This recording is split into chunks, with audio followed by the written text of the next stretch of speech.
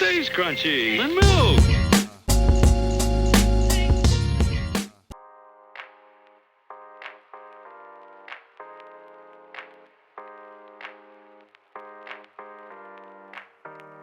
Welcome to Stays Crunchy and Milk. Yes, it's Cleveland's longest running podcast and the place to hang with your internet besties. Got questions or comments? The email address for the show is podcast@stayscrunchyandmilk.com. Crunchy, of course, being spelled with a K. Stays Crunchy. You can also give us a call or message us at 216-264-6311. That's 216-264-6311. Stays Crunchy. We're available anywhere fine podcasts are, and of course at the website stayscrunchyandmilk.com. Please rate, review, subscribe, and share the show wherever possible, like Apple Podcasts, Spotify, and YouTube. And now, Stays crunchy. on with the Stays show. crunchy. Stays crunchy. Stays crunchy. That's a Stays few crunchy. minutes, and that's Stays easy to bring back crunchy. around. Stays crunchy. Okay, man, we can't I'm bring not gonna lie that. to you. We can't make that tension happen again. Yes, we can. I mean, one, not really the super magical conversation, but let me catch y'all up right quick because I definitely clicked the record button. That bitch just did not go through. And so y'all missed about 5 minutes of us discussing Anthony possibly buying an electric mower. Me saying, I believe in 2024, I can't believe that he doesn't have one already because, you know, saying he's an environmentally conscious young black man. We out here doing a damn thing. And now we just I go. am environmentally conscious, but I also am an economically feasible young man. For sure. No doubt. Which is why you've been checking your traps and trying to get your good pricing going and so forth. But speaking of that, did you get the $100 rebate for getting the electric lawnmower at lunch? No, because I bought it at a time when that wasn't a thing. I think it was already too late for me to get it after. So I don't know if it's still a thing, but yeah. Like I said, I wanted to get a brand name one. So like, if I didn't want to get one from a local store, nothing like that. I want to get like one where it's like, hey, I can get a battery from pretty much anywhere. Like, if I see one on sale at Walmart or Lowe's or Target, or like, I can get pretty much any battery. Not any battery, that brand's battery, because I need a blower.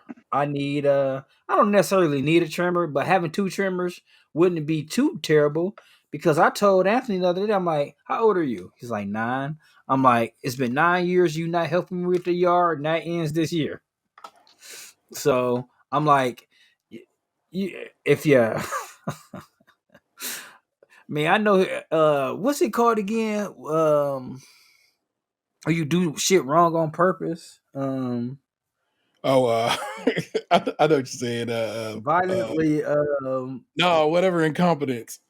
Yeah, no, I think it's called violent incompetence. It might be that, but No, I know he like. But yeah, I like the other day. I'm like, hey, you guys go pick up all the sticks in the front yard, because lots of trees. Weaponized. There we go, weaponizing violence, weapons. I hear you. I see you, big baby. So yeah, they was in the front yard just fucking around for like a whole hour. Like, yes, they picked up this thing, but it was just one fucking stick in the yard that I seen that was just in my eyesight. I'm like, man, just pick up the sticks out the yard.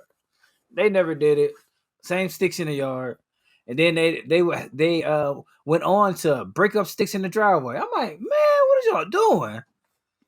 But you know how often in this life I be telling folk, this is where it's at, go get it.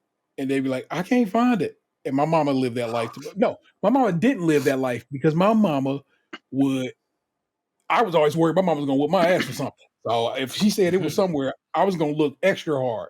And because of that, when I tell anybody in my house, hey, that's where it's at, I know that's where it's at. And they be like, I don't know. Xander was in this drawer the other day looking for his the title to his car. Mm-hmm. I'm like, it's right there. The envelope's right in that drawer. I mean, the folder's right in that drawer. It can't be anywhere else. This just where it's at. And he like, I can't see it. And I walk over to the drawer, the same drawer he was just in. I pick up 1 pack of record sleeves. I pick up 2 packs of record sleeves, and there the damn folder is. Because they're not actually looking They're just shuffling shit around, and it makes me insane. They didn't have any problems Yeah. as they parent, and therefore they don't know what it is to have the specter of weaponized weaponisms for real, for real. Yeah, I don't know, like I always not necessarily tease the kids. I'm like, I bet you whatever you're looking for, I can find it in 5 seconds. Oh No matter shit. what it is, even their stuff. I'm like, because I don't know what it is about like their glasses. It's always their cups. Like they have like certain cups they drink out of that like over the years it'll be like I don't know under their bed. It'll just be somewhere. But I've been telling them like they got new cups like a few months ago. I'm like these don't go in your bed. You guys are getting too old for that. Y'all not having sippy cups. Like put them on the dresser or they stay on the dining room table. Yeah. But still, they still get fucking lost.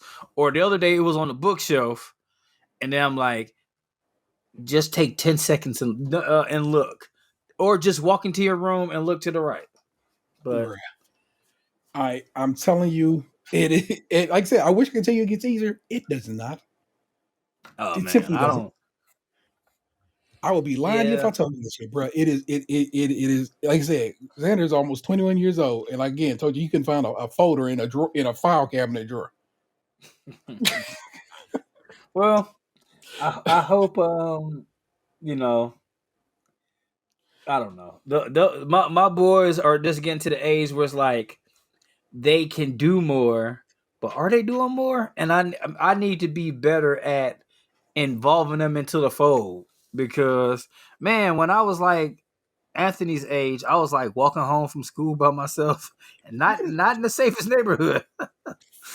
And and I have been doing it for years by that time because I walked home and I'm in first grade from 116th and Buckeye I was just talking about that with my to friends East the other day 123rd Street. because like our one buddy like always has to wait for his kid to go to sleep to play Call of Duty, Yeah. and we're like, how's this kid not watching himself already? I'm like, I was walking myself home from the bus stop when I was 6 years old. Like I had a house key on a shoestring that was tied around my neck, Yeah. and I'm like, but this kid can't like fucking watch himself for a half hour while you play Call of Duty. How old is the Man, kid? 4? I like 4. Oh no, they cannot. Wow. Just throw him in like a fucking gated playpen area behind you, and he's on stream. All he has to do is look up at his own stream. It'll show him behind him. He can see the kid. Like 15 seconds later, so something could have happened to them on that time delay.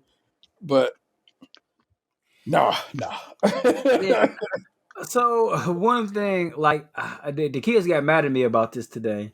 I told them, I'm like, hey man, when y'all get home from school, y'all not allowed to fix your own snacks no more, cause they be going fucking ham. So I have the same problem. I bought 2 boxes of Cheez-Its. One was definitely a newer thing. It was like the snack mixed Cheez-Its and then extra toasty. We're an extra toasty house. So they got up in the morning and like I think I bought them like Friday night and Saturday morning they just ripped the bag like straight down the fucking middle. Like didn't even like I'm sorry, not like pry it open. It was just like whoosh, like they did that shit with a sword. And I'm like, how these gonna stay fresh? What are y'all doing? And then the next day, like a couple days later, they opened up the extra toasty ones, and like they out there getting like big boy bowls of it. I'm like, this ain't a bowl of cereal. These are fucking Cheez-Its. What is y'all doing? And then they Sounds had like they're ate doing like, it right. man. And then we've been buying laughing cows lately. Now this gonna be the trick. I know like this is a meme, but this shit be true as hell. Like when you get something from Sam's Club, like that first they love it. And then once you get like a bulk amount of it, that's when they stop eating it. I'm like, this time they ate them. It's like we got only like one Laughing Cow pack left, because at Sam's Club you get a 3-pack. Somebody in trouble upstairs now. But when I go back to Sam's Club, I'll get them some more. I know they tongues are too delicate for the pepper jack variety that Mama bought the other day. them like. Let me know, man. Is they really on some spicy shit? Is they spicy? I like, so on the label it's like, it's a whole pepper, right? And it's like 2 dashes out of 3. That bitch is closer to 3 dashes than 2. It's kind of spicy. Isn't that the play though? Isn't that like how you get them to stop eating the stuff you want? Is you buy the stuff you know that they won't eat? No, she bought it like in particular for Spud. And I'm like, man, you can't be doing that to him. Because they went to my mom's house and they were like, hey, man, we only like your fried eggs because they always put pepper on ours. And my mom was like, oh, I made them eggs. And they said they only like mine. I'm like, I don't put pepper on their eggs. They fucking line them on me. I don't even be doing that. Now, do they mom do that? I don't know. But I do a majority of the cooking, and I know for a fact I didn't put no fucking cracked pepper on their sensitive ass tongue. They're getting back at you for the buzzard lie. Maybe, I don't know. For the turkey lie. Sensitive thugs. And then it was him, Lunch. It was Emery that was out there saying, because Anthony eat an egg. Emery just don't like eggs. Stop lying on me because of these eggs, and they say you don't like them. And you just eating them to get brownie points with grandma. You don't like eggs, dude. But lawnmower, I'll get one soon, probably. Well, the link I just sent you is the one that I have, but like the newer version, like the newer model. And they have it on sale there. They're selling you the battery for $50. I put a story in the chat for you. You could also scroll through as well. Nice. Like that lawnmower, that's how much I paid for it. What'd you say? That's how much I paid for that lawnmower 8 years ago. Mm-hmm. But I had to pay for the battery.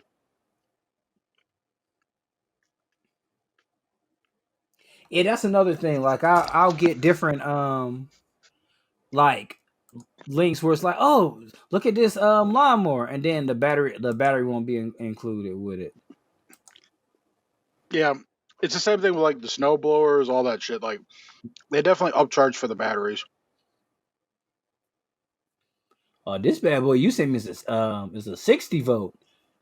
Well, it's a collection of them. It's like CNET's which one's the best in the game. So so you got this some bad options. boy come with some extra blades, extra battery, and like I said, I've never seen a 60 volt before. I only been seeing 40 volts. And for $4.99, that's a hell of a deal. But then this bitch come with 3 batteries for $6.59, and you get a $130 coupon. Oh, but shit, the riding lawnmower is only $3,497. Only, You got enough space back there. You can ride, but also I don't want you getting too close to the edge back there. Just get down. No, that edge is at least 500 feet away. But like in the middle, that's where them coyotes be hanging out at. Maybe I should go back there and cut down some of that grass. Do Bambi a favor. Keep it cleared out. Keep the decks cleared. Yeah, my neighbor's always like, it was some coyotes back there, and it was dragging a deer by the throat. I'm like, oh, I didn't know that. I didn't realize coyote had that much job. Did it get a little small deer? Because I feel like a full ass stag versus I don't know, but I don't know, but like It was this one deer that was kind of had a lame leg that was around the neighborhood. So it might have been that one. What is with that Victorian English description? A lame-legged deer. That's about Shakespeare. Beautiful lame leg deer. I mean, I didn't know how else to describe it. It was like It was perfectly accurate, but it also is like that. It's crazy that the lame leg deer. Probably not, but maybe I think saying the lame leg deer, like I think you can find like a awesome picture of a deer or a deer wearing a deer wearing an ascot. But I could probably put enough information into one of them AI descriptions and make something. Yeah. Have a deer in a cast with a cane. Of course, wearing a jaunty ascot, as you said. So, it's popping if the show art look kind of like that, y'all. Oh my God, let's get to the show, y'all. Let me get to it. Oh shit. Wrist on froze. Thanks to the stove. Mattress Financial. Banks never close. Monday to Sunday. Serve all addicts. Joey Van Gundy. Watch me work the magic. And I ain't talking NBA.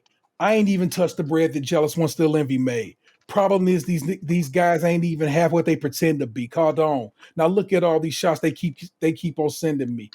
And your girl the best. She fulfilling all my fantasies. She dripping all up and down.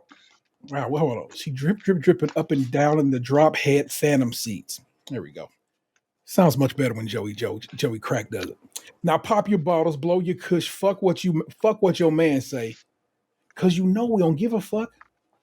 We just let the band play. If it ain't about money, why ye wasting time? I love that song. It's one of my favorite, like late Fat Joe joints. But hey, welcome to it. Episode 535 and Big Up Bavaria Motorworks. Oh shit! I'm your host, the Internet Terror 713. George Osborne, best friend. It's the 216's own Tatum. Man, I had some black people tacos tonight, and they were delicious. What's black people doing different than white people? I thought it was, like we discussed this the same. I mean, but we did. It was. See, this is the thing though. Like, I seen a hashtag for black people tacos, and it was like a good TikTok that went through it and saying how like how black people it pretty much told the roots of how black people tacos and Mexican tacos, it's a West Coast thing. But fair. Word up. And of course, the big homie Lunchbox 2099. What's good, sir? I heard from a friend of a friend that dick was a 10 out of 10.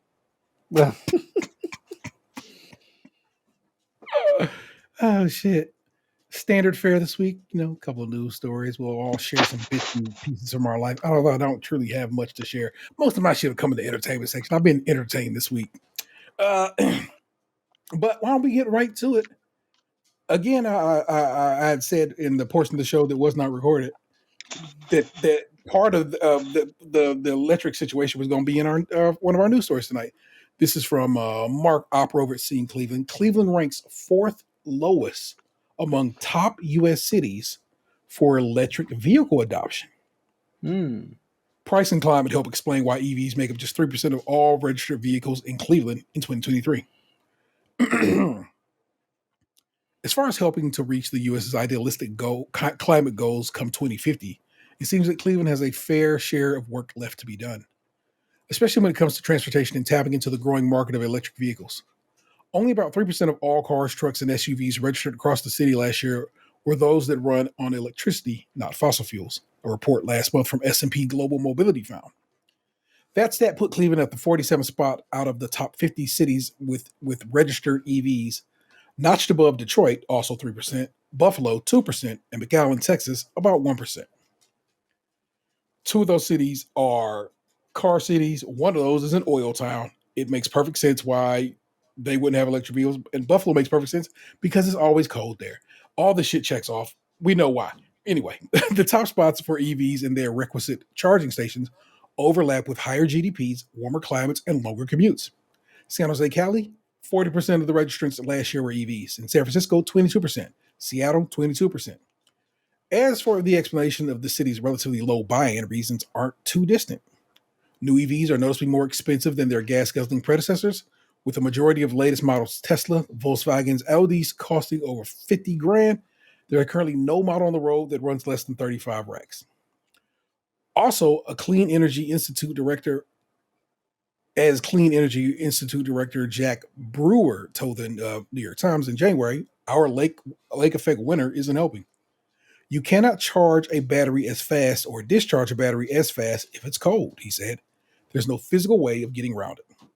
With Mayor Justin Bibb's position as chair of the climate mayors and President Biden's off reminding the world that the country's high aiming carbon eliminations goal by 2050, governmental ambitions will have to shine on lagging cities if they are actually to have all hands on deck push. EV incentives like the federal tax credit reimbursement are proving to boost sales like for last year's EV sales record. But recent decisions at the White House to bar foreign models, mostly those made in China, may curtail that spike. In January, due to stipulations in Biden's Inflation Reduction Act, U.S. consumers can only earn tax perks on mostly American-made vehicles, and less than half carry the 7,500 incentive. Other perks abound for replacing those internal combustion engines with lithium batteries. EVs, besides being less noisy, allow for cleaner air in the city, though lithium extraction is not a clean procedure. A 2035 Report 2.0 from UC Berkeley predicted a majorly EV market could save 150,000 lives lost to cardiovascular or respiratory diseases by 2050. In Cleveland, where construction of new vehicle charging stations warrants a mayor's visit and makes news, the low number of EVs is plainly obvious.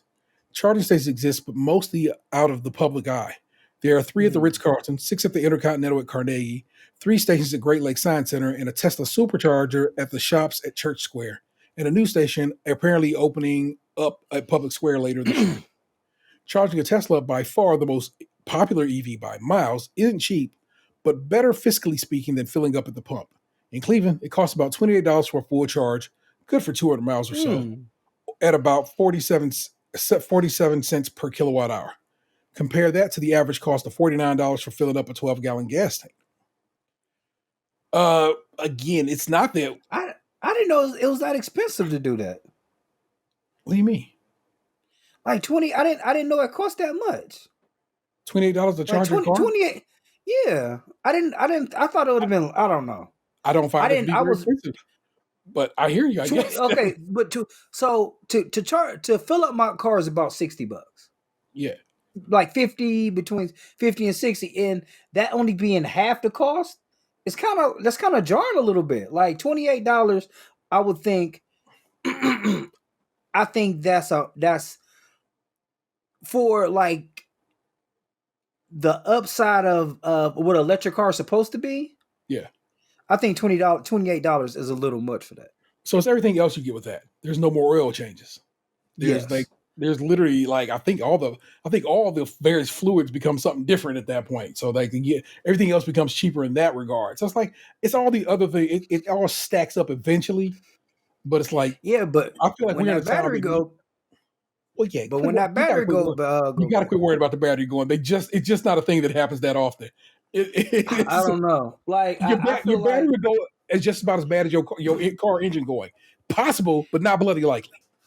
But the fact that like so I know like in Lunch neighborhood like one of his sheets in his neighborhood they have Tesla a charging spot. Tesla charging spots, but also like I'm always looking at different electric cars, and the fact of the matter is the builds on those usually aren't as good as regular as traditional gasoline cars. I don't know how many Tesla videos I don't see where motherfuckers just ripping that bitch apart with their hands. That's kind of Teslas are a terribly built vehicle, straight up and down. Their whole situation is it's not me trying to shit on them. It is a known. They are poorly manufactured buildings. They're run by a megalomaniac who shouldn't be running a car business, and I just wouldn't fuck with Teslas no more. And in fact, it's a lot like my man Gary Whitta, who wrote the Book of Eli and Rogue One, a Star Wars story, was a Tesla guy for many years, and he's like, this car is just a piece of shit. And he finally got rid of it and ended up buying himself the Mustang electric vehicle from Ford that he's been super happy with. And so it's just like he was a Tesla man. And he was like, nah, I can't fuck with these no more. And so if I just was sitting, flush with it, I would get a Rivian. I like those. I like what they're doing, but I also like currently because they're such a boutique brand. Mm-hmm. If something goes wrong and people have had things go wrong, it's not just like, oh well, sorry. No, they are coming to you, and I mean to the house, and they're coming with everything they need to get you right. And I think that's dope that they can do that right now because that's how small they are. Mm-hmm. And so it's like, but also I just like the way they vehicles look. They only got a couple of things. It's all trucks, but they look dope. They lights look dope and everything. So I kind of fuck. The lights look dope, like all the secret compartments and shit they got in them. Yeah, under, I think it's like under the back seat. It's like a whole fucking breezeway that you could just put stuff in. And they have options. Like one of them is, in fact, you can have a whole grill set up right there, which I think is insane. Like you can pull out a whole like grill pan situation with legs and stuff, and it just drop down. You sit there grilling next to the truck. I think it's mighty fine. So I really like that particular brand. Polestar is another brand that seems to be doing okay for itself in the realm of electric vehicles. But my man Chaffee drives an electric Beamer. He had to get it all the way from Germany, and so it took a stretch, but that's what he pushed, and he likes it. He says he charged it right around his way. There's a charging station at the park right over here next to my house. So it's and it'd be somebody on that bad boy every day. So it's I got one near me, but also I mean it's like what is that? It's like 210. It's like a dryer plug, right? I think so. Like electric vehicles? Yeah, I think so. I don't know. So yeah, I would love to have an electric vehicle, or at least a hybrid. Actually, I really think I'm more I want a hybrid because I worry. That's exactly what it is. It just be I will worry about not having, because we take road trips, baby. We'll get in the car and we'll just drive 6 hours west to go see what's popping in Chicago or whatnot. So I like having the assuredness of like, okay, I got some gas in this bitch to make sure I get at least to the next. And also in that situation, the gas engine charges the electric situation in those vehicles. You know what I'm saying? And my mom has a Toyota hybrid. Yeah. And driving that bitch is kind of scary. Like it don't make not a sound. Not a sound. Like some of the sportier models they actually make noise, so you get the sports car noise that you would want, which is so funny. Like they got speakers set up in a way to make it like, yeah, you're driving hard, even though you truly are not. You just whipping. So it's the joy of electricity, man. Like I said, and like everything. Like I said, I as I read you the story, it's just like it makes perfect sense, bro. We're in a cold environment, meaning electric batteries just don't do as well here. We are in car town, just like Detroit is a car town. Like I said, that town in Texas is definitely probably, I wouldn't looked it up. It's definitely probably an oil town. You know what I'm saying? Come on, bro. They pumping oil in Texas. They ain't looking for EVs. Oil run that place. So I get why we are in the lower tier of EV adoption, but we'll see what happens as time goes on. Plus, it's just like I said, it's expensive, and we not a wealthy city. We doing all right. We're getting there, but nah, bruh. Lots of people who can barely afford to get a regular used car with their current pricing. So definitely not an EV. And that just is what it is. Sorry, y'all. This is a good news story, which I can't believe I didn't remember. But luckily, I have two fellow hosts who have better sense than I do. And so Ant pulled this joint for me, and I love it because it's from The Guardian, which is a UK publication. And so the title of this article is U.S. Man who deflected hockey puck flying directly at boy 4 hailed as hero. Because, of course, we wouldn't call this man a U.S. man because we're here already. Oh, I know all about this. I watched this all unfold on TikTok. Yeah. Also, this child's name is extra dope. I love it. mother of Nasir Davis, that's Nas people, calls Andrew Podolak, 33, who averted a potential tragedy in Cleveland, Ohio, a really special person. Nasir Davis's mama is kind of fine. So if old boy, they were saying they got if there's vibes, if you want to look up her TikTok, it's Asia in Akron. Oh, Well, I told you I was following this news story. I first saw it on I'm from Cleveland, same. and then so I went to the page to see what was going on, and they found him within like an hour. Yeah, an Ohio man who used his arm to deflect a hockey puck flying directly toward a 4-year-old boy, sparing him a serious injury or worse, is being heralded as a hero. The heroic and coordinated feat took place last Thursday at a minor league hockey game in Cleveland. Hey, we're going to the playoffs this year. Shut up.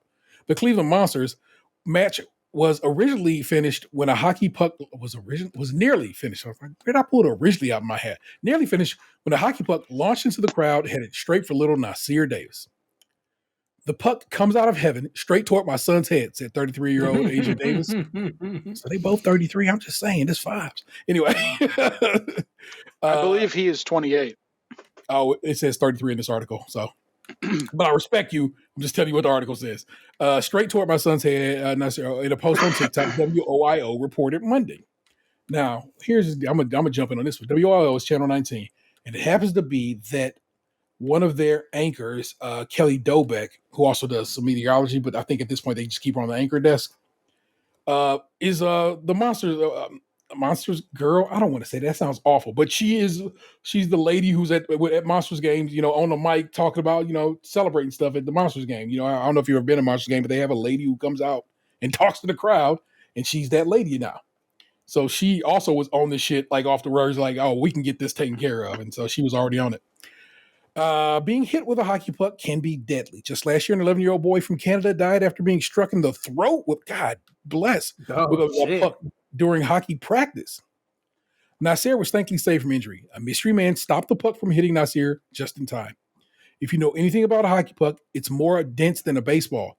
This dude really saved my son's life, Davis said in the video. After the startlingly, there we go, close call, Davis took to social media to try and find the person who had stopped the puck from hitting Nasir. She was hoping to express her gratitude to the selfless stranger. Davis's video quickly went viral, leading her to the hero of the hour, Andrew Podolak. Podolak told WIO that his friend showed him the video, helping him connect with Davis and Nasir. Podolak said he remembered seeing the puck headed straight for Nasir. It was coming up over the glass, and I saw it. It was wobbling and whatnot. And whatnot is a very Daniel thing. I was like, oh, God, the first thing I got to do, first instinct is protect the kid. Jump in front of it, Podolak said to WIO. In a split-second decision, Podolak managed to deflect the puck with his arm, the Washington Post reported. The story of Podolak's action and the reunion efforts soon caught the attention of the Cleveland Monsters, forgive me. The hockey team reached out to Podolak, Davis, and Nasir, offering them free tickets to a game on Saturday with a special on-ice experience. Before the game's opening face-off, the three reunited again, met several team members, and were ushered onto the ice for a puck drop. Davis and Podolak described the reunion as extraordinary, the possible start of an extraordinary friendship between the two. With every encounter, Davis repeatedly expressed her gratitude to Podolak for saving her son's life. You're a really special person, and I just hope that you never go a day in your life without knowing that. Oh, Davis said to Podolak in an interview with NBC News. Awesome story. Thank you both. I needed that. Bro, we were talking about it earlier, bro. It is challenging to find good news stories right now in this nation, in this world, and the fact that good things can happen and good things right here at home. Like I said, that's local to us in all ways. This is dope, and I love it. And respect to that dude and that lady and that kid. What I found interesting about it, because I became aware of it like Sunday morning. Like I said, I woke up Sunday mornings. I usually kind of lounge around in bed for a little bit, and I opened up Instagram and I follow that I'm from Cleveland page. They post all Cleveland news stuff, like everything that happens around here.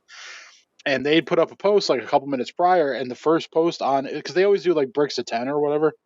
Yeah. And the first thing of the brick was her her TikTok, well, a portion of her TikTok, talking about the hockey puck and the dude and wanting to find him and everything. And I went into the comments, and it was just a bunch of negative ass people. Like, Oh how could she no. save herself and not her kid? Like she kind of shit, like basically calling her an unfit mother because like when the hockey puck was on the way, like in a split second, she kind of like tensed up rather than like immediately jumped in front of her kid. But then I go to her TikTok comments because like I said, I found her TikTok because I wanted to keep up on it. Like she was looking for the dude. I'm like, well, fuck, I want to know what happens here. This is like a fucking movie now, like some sort of like fucking Craigslist Lost Connection shit. I want to know what goes on. So I go over to her. I find her TikTok in the comments amongst all the haters. I Google her. It comes up. I click on the TikTok page. I go. I see the original TikTok, which was longer than the version that the I'm from Cleveland posted. And there was a bunch of people in the comments there who were overwhelmingly positive. And I know most of those people don't know her because like she only had like a handful of followers. She wasn't like quote unquote TikTok famous or nothing. So there were like probably some of her friends or family or whatever, but then there were a bunch of strangers that had picked up on it, and they were very positive.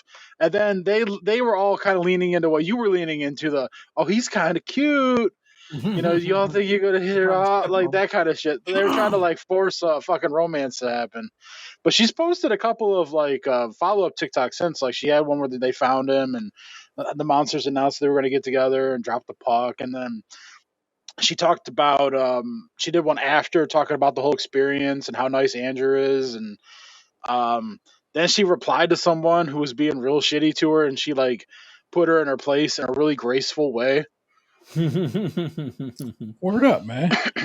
I like I said, positive vibes, positive energy, man. I'm all about that shit. Of course, Instagram would kind of be a negative Nancy kind of spot. Instagram is at this point a full ass offshoot of Facebook, and they are super hyper connected. If you have a Facebook, it's like the same trash is on Facebook would of course flow over to fucking Instagram. TikTok is vibes, which is why they want to shut it down so bad because it's vibes, and it's just what I'm saying. It's what it is, and I love it. I love a story like that. It makes me very happy. It does well by my heart. I went into a TikTok stream for like the first time really yesterday because like a Monopoly Go it was live because okay. like Monopoly Go had sponsored some streamer dude, and I was like, oh man, maybe they go do some giveaways and shit. But I got it. I saw they were doing it like with like 4 minutes left in the stream, so I missed all the giveaways. Yeah. But I went into the stream, and I'm like, oh man, maybe I'll get something. So I'm watching, and I noticed that the live had a very China vibe about it. And I say that in that I noticed this when it comes to the Temu app, which is a Chinese-based, selling app, like their products. Mm-hmm. They use a lot of like, how do I put this? Like, oh my God, you just won a chance to spin a wheel for a chance for 100% free items. Spin now, woo, woo, woo, woo. like game show type shit. And like, oh, loud explosions, colors, cats, buy stuff, buy, like that kind of energy. And that was the same shit I was getting out of the stream. It was like someone would give us some like roses or some shit, and the next thing I know, there's like fucking emojis flying around and like weird colors, and like dudes got like video clips cutting it. It felt like I was on the fucking Temu app and they were trying to sell me $200 worth of shit. Yeah, you have to go and see that when somebody turns around and claps it for roses. Man, my TikTok relationship is clearly different than anybody else's. So most of the time, I go to TikTok, I go through my messages, and if I'm sending you shit, it came from either Vanessa or it came from Fowler. It's rarely shit I find myself. Well, I don't know. I kind of feel like some of the stuff come from Fowler, but I think most of the stuff you send me is catered for me. That you send. I never try to send you some I don't know, anything haphazard or off the cuffs. Yeah, I do try to make sure I'm sending you shit that's for you. I still send stuff to Dan every now and again. Like I saw a wrestling one today that I thought was particularly prescient or particularly up his alley. And I know one day he'll go through and see them, and hopefully he'll still be there because people be pulling their TikToks now. And so Usually by the time I see them, the audio is gone. Yeah, most of the time that does be happening. I just start sending TikToks directly to Dan's Instagram if I want him to see stuff on TikTok. Well, every now and again, I'll just drop it in our group chat in the text message. You know what I'm saying? So if it like this needs to be viewed with whatever, but like I said, I sent him one today. Like they happened to be about wrestling that I thought he would appreciate, and but yeah, I don't really get deep into TikTok like I used to. You know what I be on my phone doing, man? It'd be Match Royale and Monopoly Game Go, and that Monopoly Go and the app that I use with Monopoly Go. Like I said, my stickers stay updated. If you want to know what's in my stickers right now, go into the app, hit your friends button. You'll be like, okay, this is what T's sitting on right now. Yeah, last time we talked, I entered all my stickers. I'm like, yeah, I'm gonna keep up with it. And then the next morning, I seen that none of those stickers had stuck. I'm like, fuck this. Yeah, I already knew what you did. You gotta hit that base of that little green check mark to save it, and you probably didn't. And I was like, oh, I know what happened with this. This my man probably put the bitch in. It was like, because I remember when you did it that night. He's like, oh, I just got finished, and yeah, I was like, oh, this poor soul. But like I said, you check mine; they right there. So that's why I told you, if you need anything, or you just like think, let me see what if T got some stickers that I don't have. Go ahead and look, and I will gladly shoot them over to you, man. Box sent me one yesterday that I needed, so I stay on my what's that today? Chaos, bro. I can't think of it, but yeah, it was today. You asked for it yesterday, but you asked for it after I'd already used up all of my sends. Because my one buddy who was sending me all the 4s and 5s and stuff, he completed his album, and so he started back at the beginning with the the new. Because when you guys know when you do it. You get those extra albums at the bottom, or the sets at the bottom that like aren't there on the first run. So he completed his first go through, and so I'd sent him a handful of things to try and get him started, like on some of the earlier shit. And I did that yesterday morning, not thinking like, oh shit, what if I need to do a trade today or something?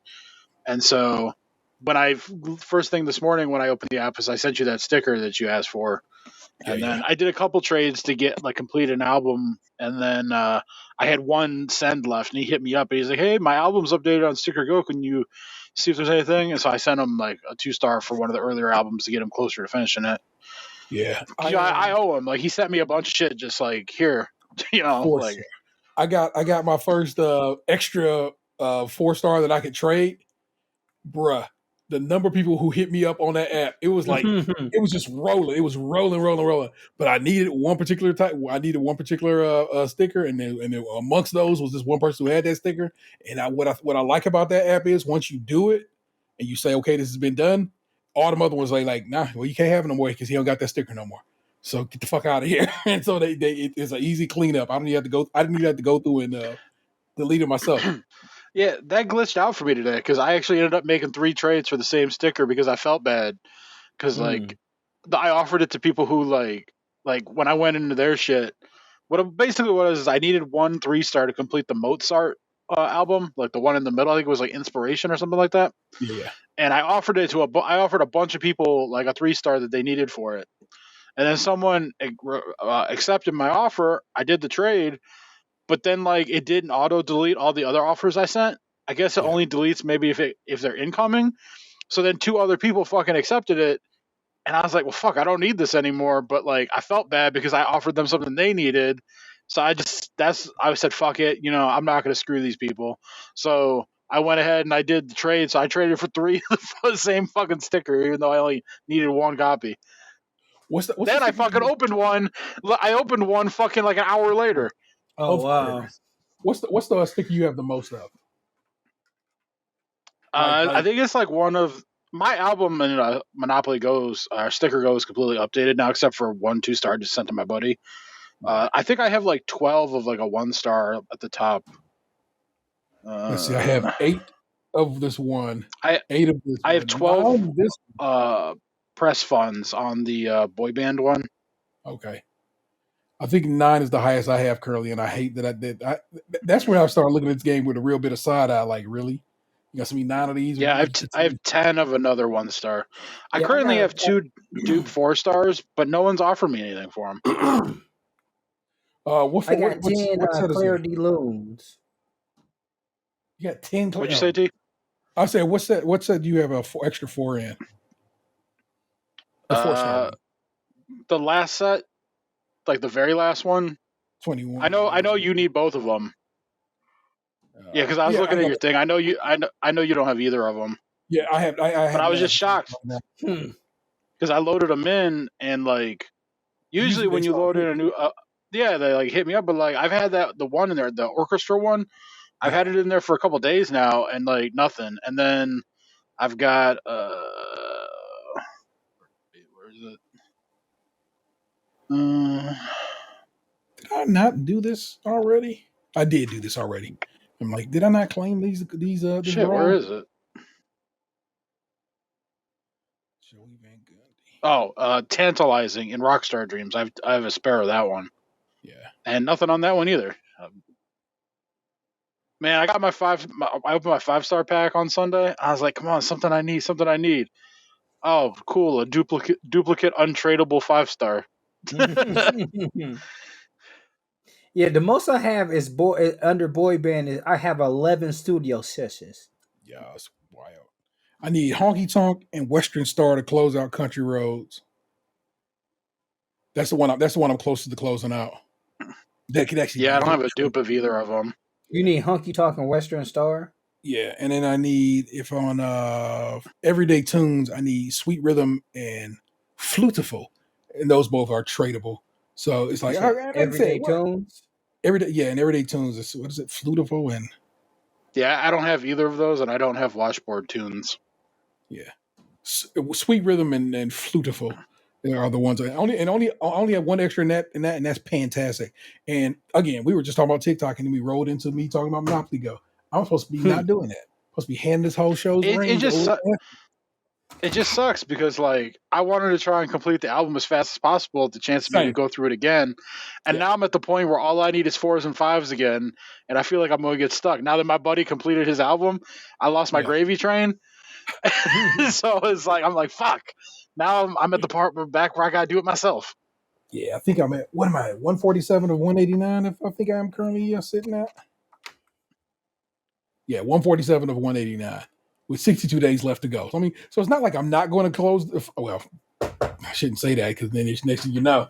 But it would seem I with enough dedication and so forth, I should be okay. But yeah, can't call it. I'm trying to close out this dang pickaxe, cake spatula situation. But of course, they it's like it's only corners in the top of thing, which is the worst one. I hate corners because it's like you're never going to get enough. And of course, it's the side one. And I'm like, come on, bro. Bullshit. Anywho, let me again hand the reins of the show over to Anthony for his segment, which is called First Up, as always, is Tatum. Ant-Man, what's the word? Well, I was thinking about some stuff, and I wanted to discuss it with you guys. And I call this section, "Hey Man." Hey man, like Michael Cera. No, not so much. So the first thing on my list was GMO foods. I think we should have more GMO foods. I went to Meijer today, right? And I got some cuties. I don't know if these are GMO, but that particular brand of tangerines, it's so easy to peel. They so delicious, and it's just, I mean, when am I gonna have a chocolate bar watermelon? Come on, bring it on. I need some more of these genetically modified foods. People, not people. Because I think we've been sold a bill of goods on this one. It's one of the ones where I think companies are just like, yeah, you don't want that genetically modified. It's like, bro, we've been modifying food since we learned how to grow food back in Mesopotamia. That shit seems broccoli is broccoli, cauliflower, like all that shit come from the same plant. Yeah, fucking. It seems so anti-science, which I already don't fuck with. And I was just like, I get it if you want to have a diet of your own making and design and so forth and so on, but I'm simply not worried about genetically modified this, that, and the third, because guess what? It's been this way since we learned how to fucking make Splice. hybridized plants and stuff like that there. And where we've at this point grown the best of the animals to be like the most meat on them bones. We've been doing this shit. It's nothing new. It's just tweaked at a higher and more precise level at this point. I like that science can do that. Fuck with it. The long and the short way at all times. Yes, more GMO shit. That Yeah, way shit lasts longer on the shelf. Can be I tastier. love butter pretzels. You know what's whack though? What? Strawberries is terrible. We don't have good Mm. strawberries. Strawberries almost always are super kind of watery and kind of not the sweet essence of strawberry because what they've done now. This is a modification. What they've done is made strawberries that More last longer, shelf can stable. ship. Yeah, it can ship easier.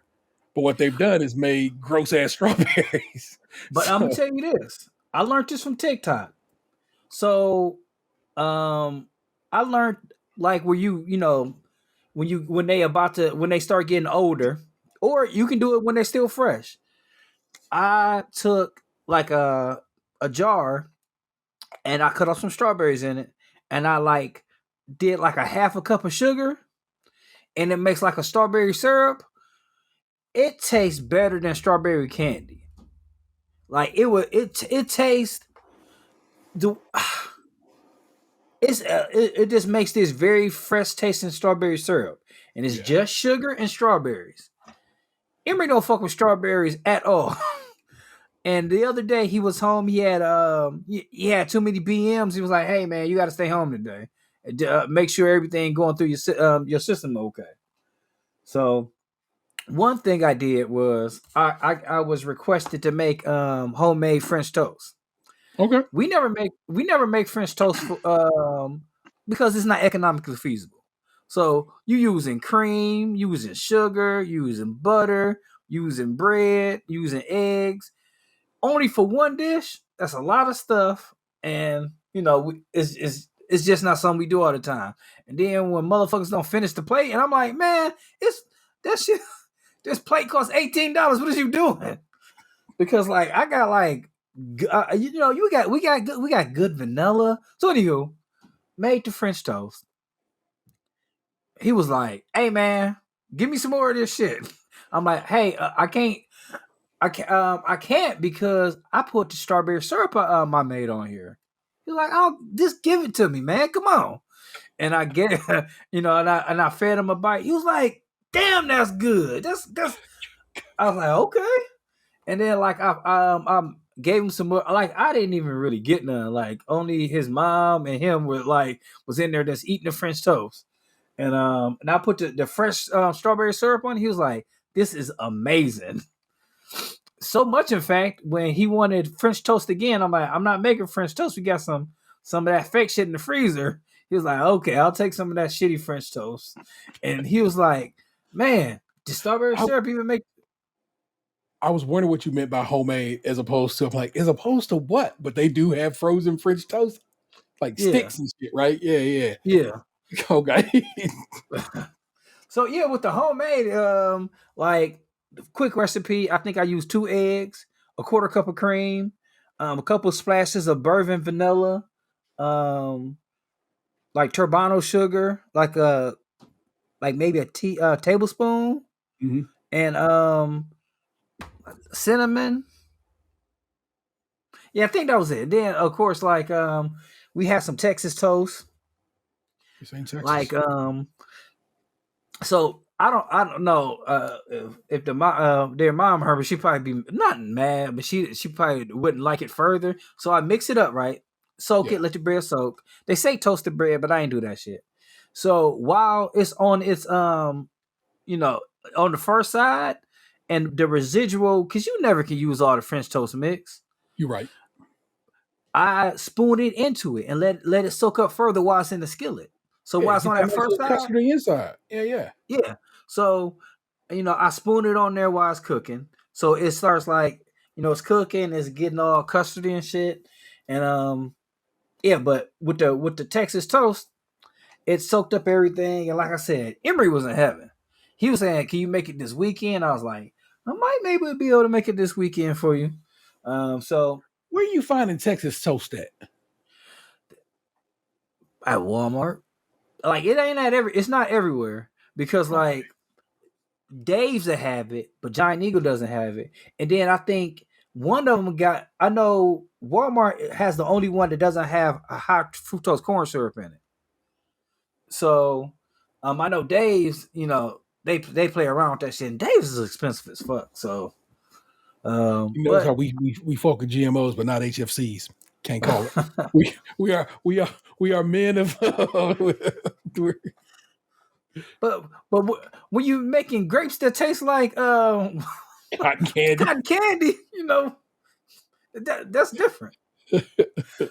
Which I've never had those before, but I've had them. They taste like cotton candy on that first bite. Eat a third one. By the time you eat the third one, you're like, this don't taste like cotton candy no more. It tastes like grapes. Like, you good. Eat them shits at the grocery store right quick if you want to, give them a quick wipe off. Nah.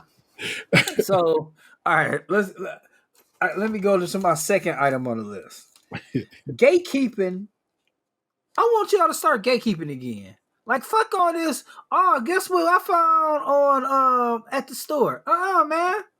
Because once I get to the store, it ain't there no more. I need y'all to start gatekeeping again. Yeah, man, when you send me that TikTok or Instagram reel or whatever, you know what I'm saying, the dude was like, I was at Walgreens, I found these Sour Patch Oreos. I was like, them shits is never gonna be on the shelf. I already know it. C'est la vie. Yeah. It like also we had Sour Patch cereal. I don't think Sour Patch goes anywhere but in Sour Patch Kids. We know this. I'm intrigued because of the way they did it. So the Sour Patch Gems or whatever, like the flavor is in the cookie, right? It's in the cookie. And then the cream is like just sweet cream. But I'm intrigued. I'll get them if they not good. Man, them churros ones was trash, and I paid $4 for those. Fully disagree. This house fucked them churro Oreos. Also, they swore they just tasted like them cinnamon bun Oreos. So, and I was like, yeah, you're right. These bitches do taste similar to that, in my opinion. Settle. Yeah. Yeah. I love those cinnamon roll ones. But anywho, they were look. I didn't rush out and buy more of them goddamn churros. No, we ate that one little pack. One pack. We enjoyed and we moved on with our lives. We had our little. That was it. Just a little McDonald's spoonful. Yeah. Little coffee stir. So it was in particular one thing I wish that stayed gatekeeping. Like at Target, they had these cup holder like extenders. Like you put the cup holder in there, and then on the side, like you can have like it's like like a half moon circle where you can put other stuff in. I seen it and I'm like, oh man, I passed it by. But then I seen like 800 videos were like, oh man, y'all got to get this from Target. This the shit. And I have not been able to find one since. And then like, but I bet you went on eBay, they right there right now for like at least thrice the price. It'll probably be like $50 and it was $3 at Target. Then another thing, like Aldi have their dupes for the Stanley Cups. Yeah. Them motherfuckers be going fast and they be fighting over them. Then at Trader Joe's, like this lady is buying all the Trader Joe's bags and then like take out the Trader Joe's stitching and put her own label on it and selling them for like way more money. And like Trader Joe's has not been able to keep their bags in, their cotton totes in, because like people all over the country are buying these and then flipping them. It's like, I understand you want some money. I'm sure you being staying at home and your husband ain't sharing the wealth is breaking your heart. But man, what y'all doing to Trader Joe's bags like that for? A return to gatekeeping might be needed, as what Anthony presents to the class, and I don't think you're wrong. Just specific types of gatekeeping. Like I said, I'm not going to hold you back from like a good healthy potato option or some shit like that there. Yeah. But just some shit like that. Like yeah, don't be fucking people over stealing Trader Joe's sex. We don't need to gatekeep Yukon Gold potatoes. Yes, they're genetically modified to taste more like butter. It's the two things into one. Oh shit. And last but not least, this rat beef got to stop for a couple reasons. Now, my imaginary friends that I'm in the car with, selling drugs with, and getting bitches with. Why y'all beefing now? Like we was all together friends. Like the Benny the Butcher and Freddie Gibbs beef is like I can't like it was funny. Like another video popped up of his ex baby mama talking about like Benny the Butcher and his goons just came and stole her chain, and I'm like, that's kind of unnecessary, Benny. But it's like, and then Rick Ross talking about Drake got a BBL. I'm like, man, y'all made so many good songs together. What's y'all doing? Like, I don't have time for my friends to be beefing, and I'm stuck in the middle of it. Like it's just not. It's just, what I have not, what I don't enjoy about them, like I said, I was actually on oddly enough, I was on the Devil Cox Experience. He called me in Sunday. Was like, "What you doing today, man?" I go, "I don't know what's going on." He goes, "We gotta talk about these rap beefs." I'm like, "All right, man. Well, I'll jump on." So we recorded that the other day to discuss the rap beefs and everybody who was current at the time. And what be going down now to fuck it up even worse is people out here making little AI tracks. So you'd be like, was this real or was this AI? So the Kendrick one that dropped this past Monday was fake. It's an AI one.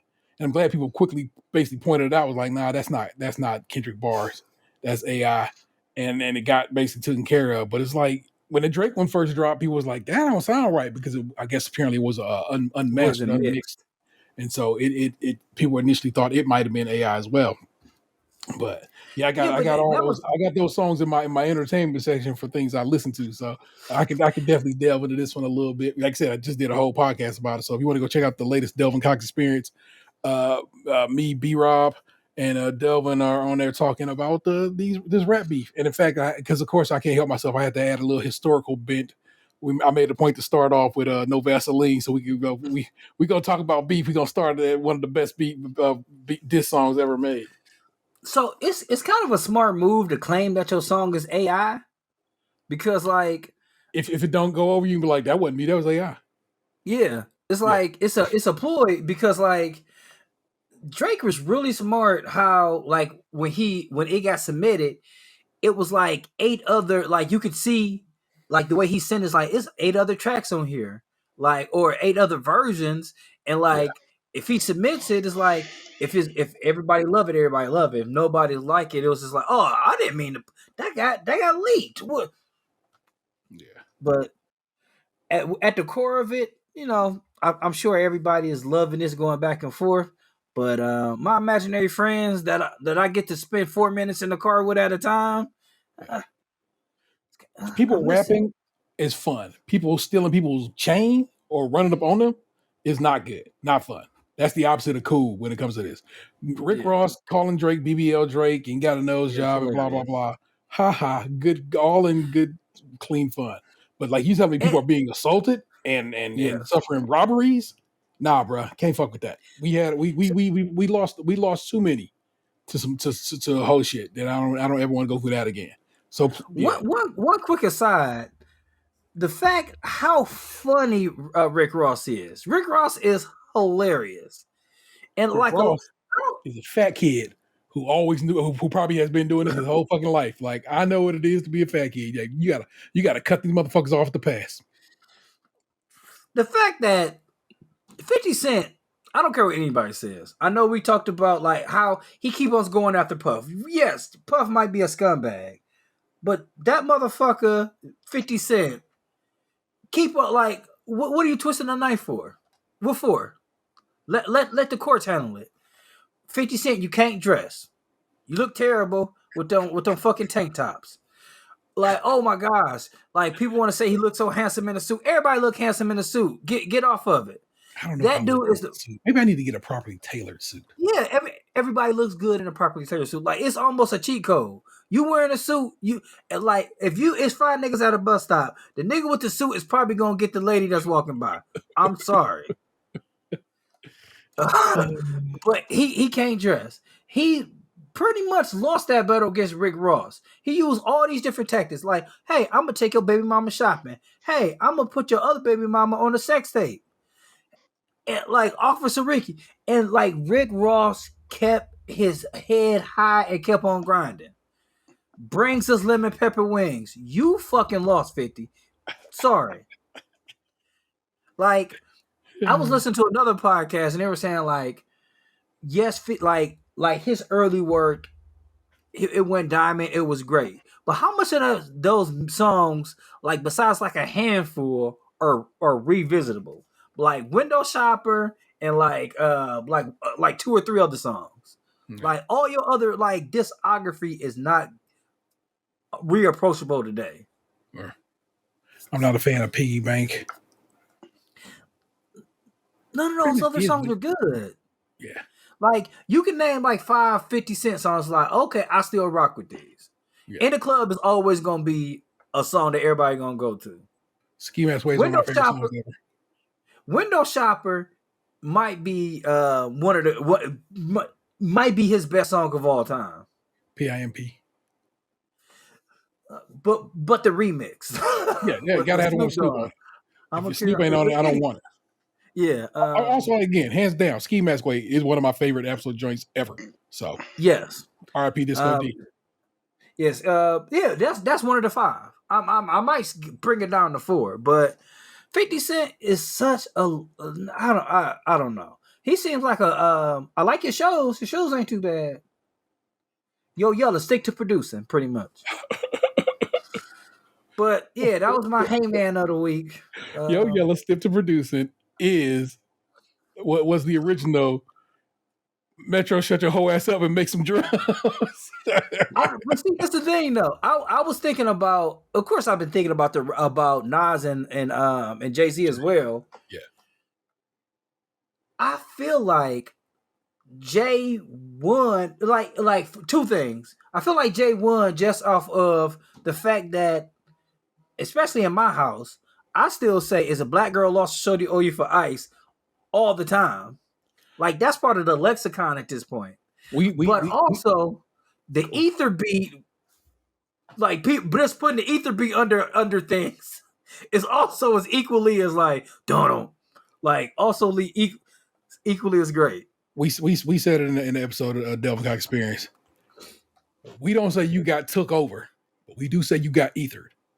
And that's how we know who won. I get it. People love takeover. I remember arguing that shit in the office, in the mailroom. Because some of the ladies in that mailroom was on that J shit. They're no, takeover's always better. I'm like, y'all are wilding. Because fuck with your soul like ether. Nas didn't even perform that song no more. Like it's one of the things he like, I can't perform this song. This song it's got too much heat on it. Good, but yeah, bro. Ether is something special. But also No Vaseline goes hard. The bitch in you again goes hard. And like I love beef where it stays on wax, you know? Keep that shit away from violence and in the streets and robbing people. We can be all right. But that's what's up, and thank you so much for sharing that with us, we the listeners. Daniel, Storytime Lunchbox is your segment. Do you have anything for the listeners this week, sir? So, I got a taste of what it's like to be a parent. Oh. So, we recorded last. Man, it was shit. Under some different circumstances, it would have came to that. Go ahead, Big Baby. So, we recorded last Thursday, and I was up a little late. Not gonna lie. So I was kind of tired the next day, but it was Friday. I had to get through work, and a couple hours into my shift, I get like a phone call from a number I don't recognize. And I do what any millennial in my position does. I Google the number without answering it. And I surmise from my Google search that the phone number that's calling me is calling me from my brother's high school. Oh. But before I can pick up, the number stops calling. And then they immediately call back. I pick up, and it's my brother. And he's like, hey, would you be able to come get me? And I'm like, what the hell is going on? I'm like, are you sick? I'm like, was it something happen? I'm like, what's up? And he tells me that he was on a retreat and he got kicked out of the retreat, Oh no. and that he had to go home. So I was like, he's like, I'll explain later. But would you be able to come get me? And I'm like, well, hold on, I'm working. Let me figure out what I got going on and all this. I'm like, give me a second. And when I said that, I'm thinking like, oh, give me a second means wait a minute, and then I'll tell you in a second. He's like, okay, well, just call back when you're ready or when you know. And then he hung up on me, and I'm like, all right, well, whatever. So I call my mom, and I'm like, what the hell's going on? And she's like, I don't know. She's like, oh, he called you? I'm like, yeah. I'm like, I don't know. He said something about getting kicked out of a retreat or some shit. And she's like, uh, telling me about something about mud or something. I'm like, I don't know. I'm like, she's like, well, can you pick him up and take him home? And I'm like, no.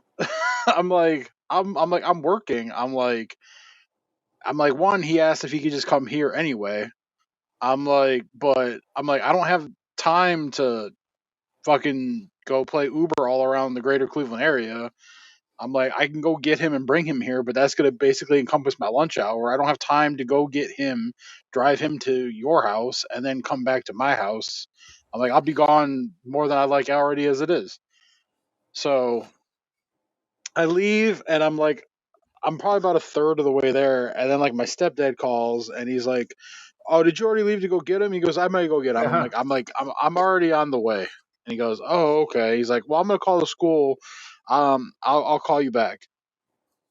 And then so like my brother calls while I'm on my way there because I didn't call the school back. I'm like, I was just gonna call from the parking lot, and he's like, "Are you coming to get me?" And I'm like, yeah, I'm halfway there now. I'm like, according to the GPS, I'll be there in like 7 minutes. He's like, okay, well, meet me at this corner.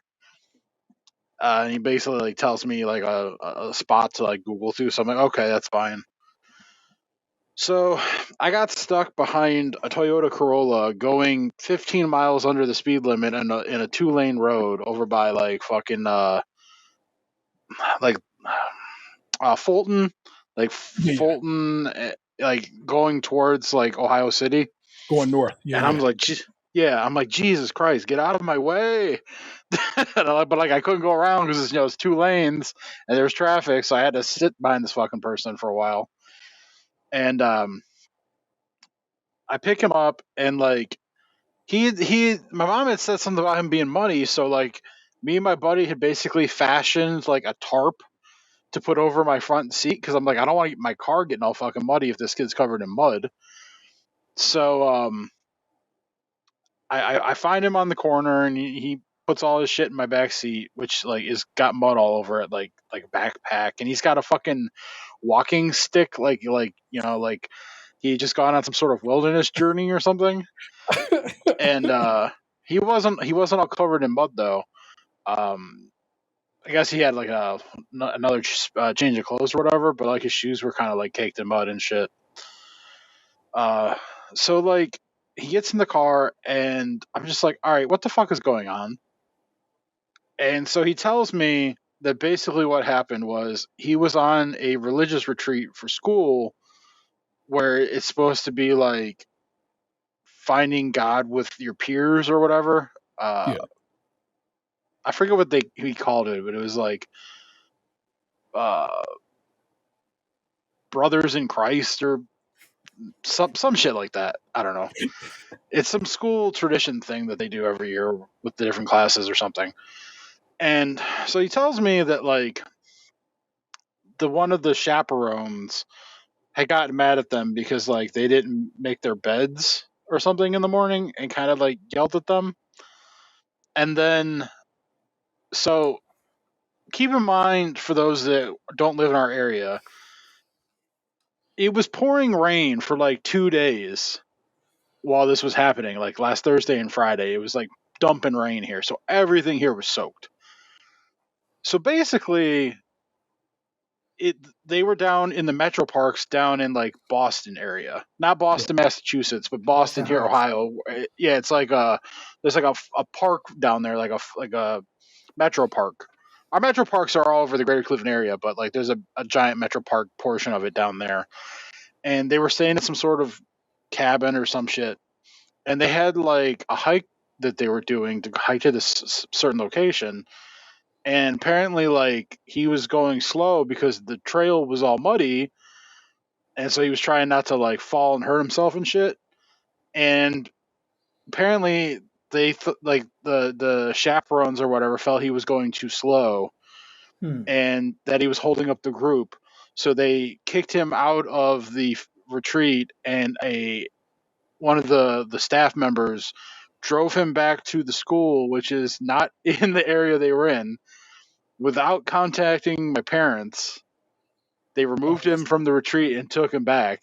Yeah, that's fucked up. And yeah, and basically, like, I forget, like I told you, the term of the retreat thing, they basically said that he wasn't a brother of Christ or man of God or some shit. Yeah.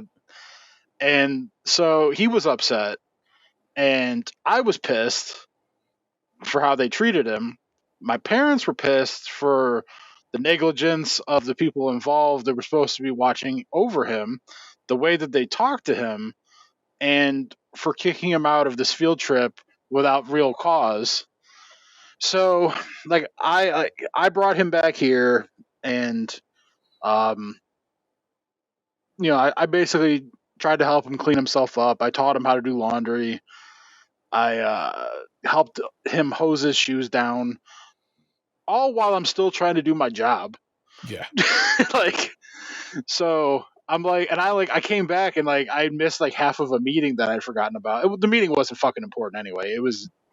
We have these meetings all the time where they just yammer to each other. It is what it is. Blah Like, blah blah. You could have. I just have to be there. I have to put my camera on, smile, and be like, yeah, oh, great, cool. But none of it really matters. It's like So I hopped on the. said.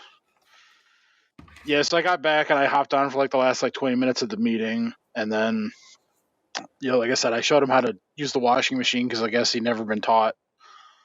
And I took him out in the backyard, and we grabbed the garden hose and we sprayed all the mud off his Converse. And Is that why you sent us the laundry stuff on Instagram? No, that just happened to pop up in my feed for some reason yesterday. I don't know why that did. I've been doing laundry since I was younger than he is. So, trust me, I was not using Instagram to figure out how to do laundry. No, that's not what I meant. I meant like was it in your zeitgeist? I know you've been doing laundry for a long time. Maybe I willed it to happen. I don't know. Like you know how the algorithms work. They read our brains. Oh they hear you talking, like you'll say something about laundry, and then that should be on. Well, yeah, but like I said, that thing popped up yesterday. I taught him how to do laundry almost a week ago. So like that would have been quite the delayed reaction on the algorithms part. Okay. Unless they were just like, oh man, he's not scrolling like he should. Let's throw him this. But anyway, so I was kind of stuck because like I was pissed off at how it was all handled by the school. But I'm also not technically his legal guardian. I'm an emergency contact, even though I am also legally his godfather, which is weird to me that I'm his brother, but I'm also his godfather. But it is what it is. I knew it was you, Daniel. My stepdad called him, and he was basically trying to pressure him into giving up the name of the person who was shitty to him. Because, like, my stepdad don't play shit, especially when it comes to his kid. And he'll hurt someone if he has to, like, legitimately hurt them.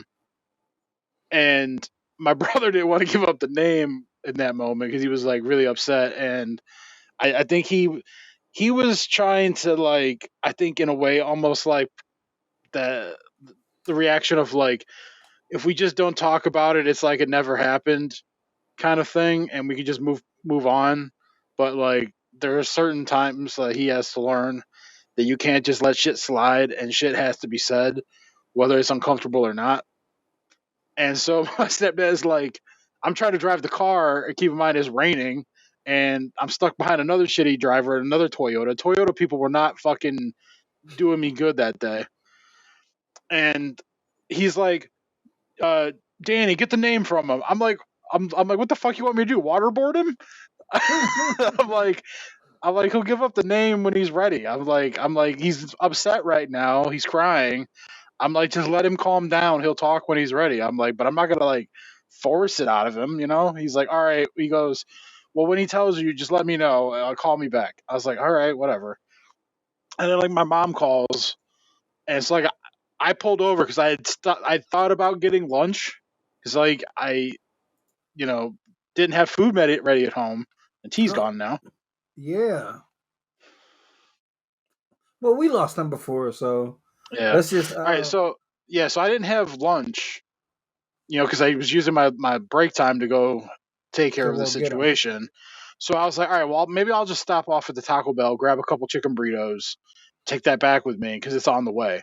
So I'm pulling into the parking lot, and then my mom calls, and so she's on speakerphone, like because it's connected to the car through the Bluetooth, so he can hear everything that she's saying. She thinks that, like, only I can hear her, and I'm like, he can hear you. She goes, oh, and then she starts talking to him. And so, like, I'm not going to be able to go through the drive-thru and order the food because they're having a full-on conversation. So I ended up just leaving the Taco Bell without getting anything. And I drove back home, and so, like, she ended up calling again later and told him that, like, she called the school and didn't scream at anybody or cuss anybody out, but she told him that she wasn't pleased at the way he was treated and the fact that they removed him from a field trip without alerting his parents to his whereabouts. And so he ended up basically staying here almost all weekend. Like, oh shit, he we were planning on taking him with us to do the Pokemon Go event on Saturday anyway. So it just like he ended up staying here Friday and Saturday night, and I took him home Sunday evening. I bought him dinner all 3 days. I bought him a Pokemon Go Plus or whatever the fuck they're called now. I basically told him it'd be his early birthday gift because his birthday's in like 6 weeks or whatever. Yeah. So I bought him that, and then me and my buddy went halvesies on a ticket for him. We're all going to go to Pittsburgh on Saturday. We're going to take him to the Pirates game, and we're going to do the Pokemon Community Day out there. And we're going to try and sneak in an IKEA visit too while we're there. Man, I miss going to IKEA so much. So, in the hot second, I was off screen. I don't know if I actually disappeared for y'all, but whatever. And you were gone. I paused what I was saying though, so you didn't miss anything. We'll see how this all comes out on the record because I don't know how that's going to work itself out, but still. Did we discover the rigmarole of all of it? You know what I'm saying? Like the who, the what, the why. Did the school have something to say about it? Well, so my mom called the school, and my brother gave up the name to her. It was some guy. Yeah. I guess he's not like a teacher, but he's like on the school staff or something. Okay. He's like some sort of administrator or something. And I got the impression from the way he was talking that the dude's just an asshole. Okay. And so he told my mom the name, and I guess my mom talked to the school again. Like she talked to the principal or whatever. Yeah. And she called later on and told him that like the school apologized for the way he was treated and offered him the chance to go on another one of the retreats if he so chose. Yeah. But the fact that faculty member would also be involved in that one, my brother wasn't too keen on that idea of a do-over. But he was also kind of embarrassed because like he was in like muddy hiking clothes with shorts and all this shit, and he got taken back to school where all the other kids that he goes to school with were at that weren't on the retreat, and he had to explain to them why he was back at school when he wasn't supposed to be there that day. And so he was kind of like, in his feels about that a little bit. Yeah, 'cause he's So embarrassed. he was embarrassed about all of it, and he was upset, and he was looking forward to the trip. So because the thing about it, is I will say this about my brother is he really has school pride, and he really he enjoys going there. Yeah. He's about that life.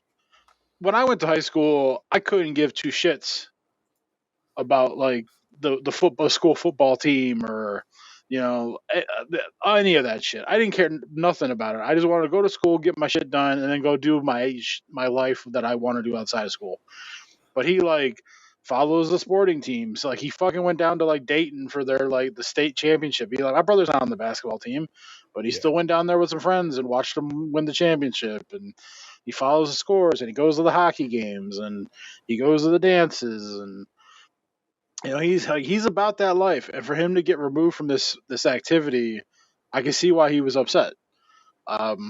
So but I was just I have him in the car, and I'm taking him home to my house, and it's just I knew that I couldn't do anything call the school and act a fool or whatever because I'm technically not overseeing.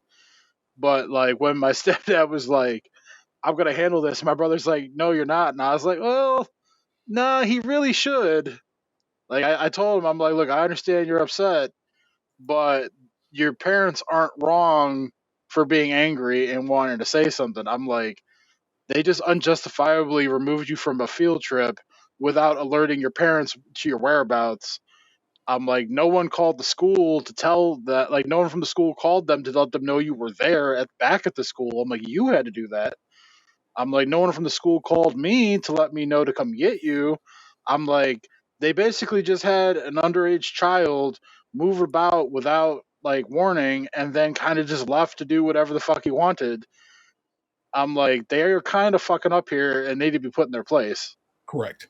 I'm I understand that he didn't want the boat rocked because he loves that place and he doesn't want waves at school, but when adults fuck up, adults got to be told. Yeah, and things must be clarified, and amends must be made. And so, yeah. Also, I mean, I'm saying, who is it? Did this dude need to get ran upon? Because he could get a visit. You know what I'm saying? People can get. I said that to my mom. My mom, when I talked to my mom off speakerphone, at after she talked to him, and she because she told me about what they said with the dude and everything, and Yeah. I was all right, now that that's all handled, I was how do we really hurt him? And she's what? I'm how are we gonna fuck this guy up? I'm where does he live? Real, like I said. I think people that forgot they can get touched, man, and I think they need to remember that. Because he's not a teacher, right? Not a teacher, from what my brother said. He's some sort of administrator. He's on school staff. Yeah, he's on school staff in some capacity, but he's not a teacher. That was very clear from the way from what I heard. He is not a teacher. Well, I think the one bright spot in this is the fact that you were able to be there for him. Yeah. 2, the fact that I hope his spirit isn't shaken by this one experience. Yeah. Because like you said when we got to record with your brother not so long ago, he fucking loves that place. Yeah. And the fact that this random ass dude, not random, random-ish dude is fucking with his newfound love for something ain't cool. Yeah, that's well, I mean, literally family to you, but that's family. You know what I'm saying? And I just ain't gonna have nobody acting the fool with. Look, if somebody fuck my children, I know y'all to run up on the motherfuckers. If somebody fuck with Anthony's kids, we run up on these motherfuckers. It's just what we do. This is how we built. I'm saying, I'm not saying I'm threatening this motherfucker, but we can definitely write a letter. Yeah, I can reach out. You know what I'm saying things can happen. I will hit up Carl Monday or whoever does his job now. I don't know if Carl Monday's still around, so I have no idea if that's still Jerry Tuesday. Oh man, Carl Monday. God bless him. Yeah, I'm very sad. I'm glad that he has you, which we've gone over before. But I'm salty that he needed you in that capability. It's fucked up, man. I ended up taking him to my dad's house that night too. Oh, So shit. originally, I was supposed to go to the Little People Wrestling show, Oh I recall. man. and one of the people in a party that lives with me that was supposed to attend double booked himself and couldn't go, and I maintained my reservation. But then my dad and my stepmom wanted me to come over. Well, they asked if I could come over and bring the board game I had bought to play, and so I basically paid $25 for the Little People Yeah, Wrestling ticket. this was last week's Yeah. of Story Time Yeah. Lunchbox. Correct. Well, Yeah. for the audience that didn't hear last week, I paid it's everybody's $25 to remove myself from that event. always a new Then listener. the next day, when I was supposed to go to my parents, my brother had to go get him unannounced from school all of a sudden when he wasn't supposed to be here until the next day. Yeah. So then, like, I had texted my dad early, like right before the phone call, be like, "Hey, what time should I come over? And are we doing dinner?"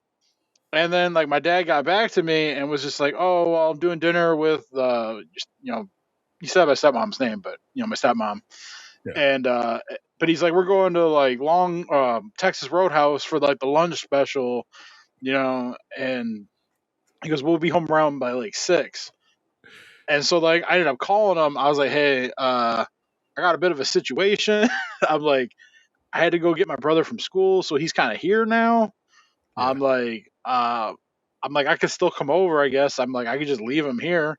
He goes, "Oh, you could leave him there." I'm like, "Well, he's fucking 16." I'm like, I trust him to not burn the house down. I'm like, he's just a teenager. I'm like, he can be on his fucking phone in the basement. There's TVs around here. I'm like, he can be self sufficient. He goes, "Well, you can just bring him over." Okay. I was like, "Are you sure?" I'm like, then they were both like, "Yeah, bring him over. You can play the board game with us." They're like, "But just let you know, your brother's sick because I have my other brother that lives there with my parents, and apparently he's got a cold or some shit." And they're like, "But he's gonna stay in his room." I was like, "Okay, that's fine." So we went over there, and of course, my brother did not stay in his room. Like he would go up there for a while, but then like I get it though. Like you want to talk to companies over and shit, but like, man, you sound terrible. Go upstairs, Typhoid Mary. Damn. He kept coming around. Like he'd come down for a little bit, do a lap, cough, go outside, smoke a cigarette, go back upstairs, hear him hacking, come back down, cough, ask me some question about something, go in the garage, smoke another cigarette, go cough somewhere. I'm like, go lay down, damn. But and then while we were there, the fucking power went out. We were in the middle of playing this game, and the fucking power went out. And so we played the second half by like LED light from like our phones, and like I had bought my dad one of those like LED light neck things for reading books or working on cars and shit for Christmas.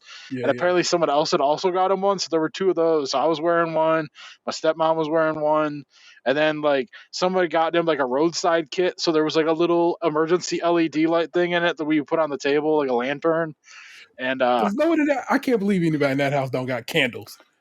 there was candles, but the LED lights were more vibrant. Fair enough. The first line of defense. Yeah, like they had lit a candle, but like the candlelight is so minuscule compared to a fucking LED lantern. Hey, right? You're right. So yeah, we played Racco in the dark with the LED lights, and then we hung out for a little bit. And then around 10:30 or so, we dipped out and came back to my house. And I did. Hey, man. Like I said, I'm sad you had to go through it, but I'm glad you were there for it. Like I said, it's always dope to have somebody you can depend on to come through. So that's what's up. I think both y'all's on my children's my one child's emergency contacts. So if shit goes sideways, mind you, you're like a few layers deep, but and they gotta get all the way down to y'all. Then some serious shit went down, and then they need to be collected. But still, well, it makes sense. We're at different parts of the city. What if shit go down and damn, sir, man, I gotta edit that out. It's okay. That's a simple beep. But we outside, man. That's what's up. What was I gonna tell you about? Did I have anything to tell you about? I told them before we started the show. I had some internet issues. The same things in that Friday storm. That's what I really thought. I was like, man, did my internet get blown out? And like, but no, like I said, it was the cops guy came through and was like, nah, man, I'm not getting any internet to your box right now. And I'm like, oh shit. So we had to go to the house.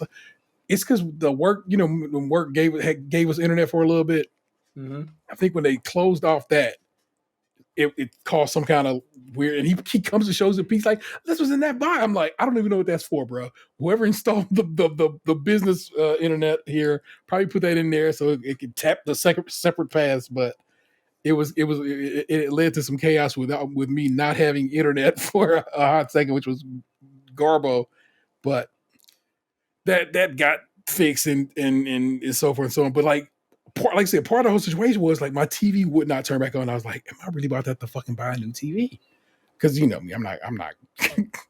Vanessa's like, oh, we'll be fine. We can use my TV, which she was already in the midst of like saying she wanted to get rid of. It's a little 32-inch TV that we have in our bedroom, and I'm like, no. It's just. She goes, remember back in the day, like so, like when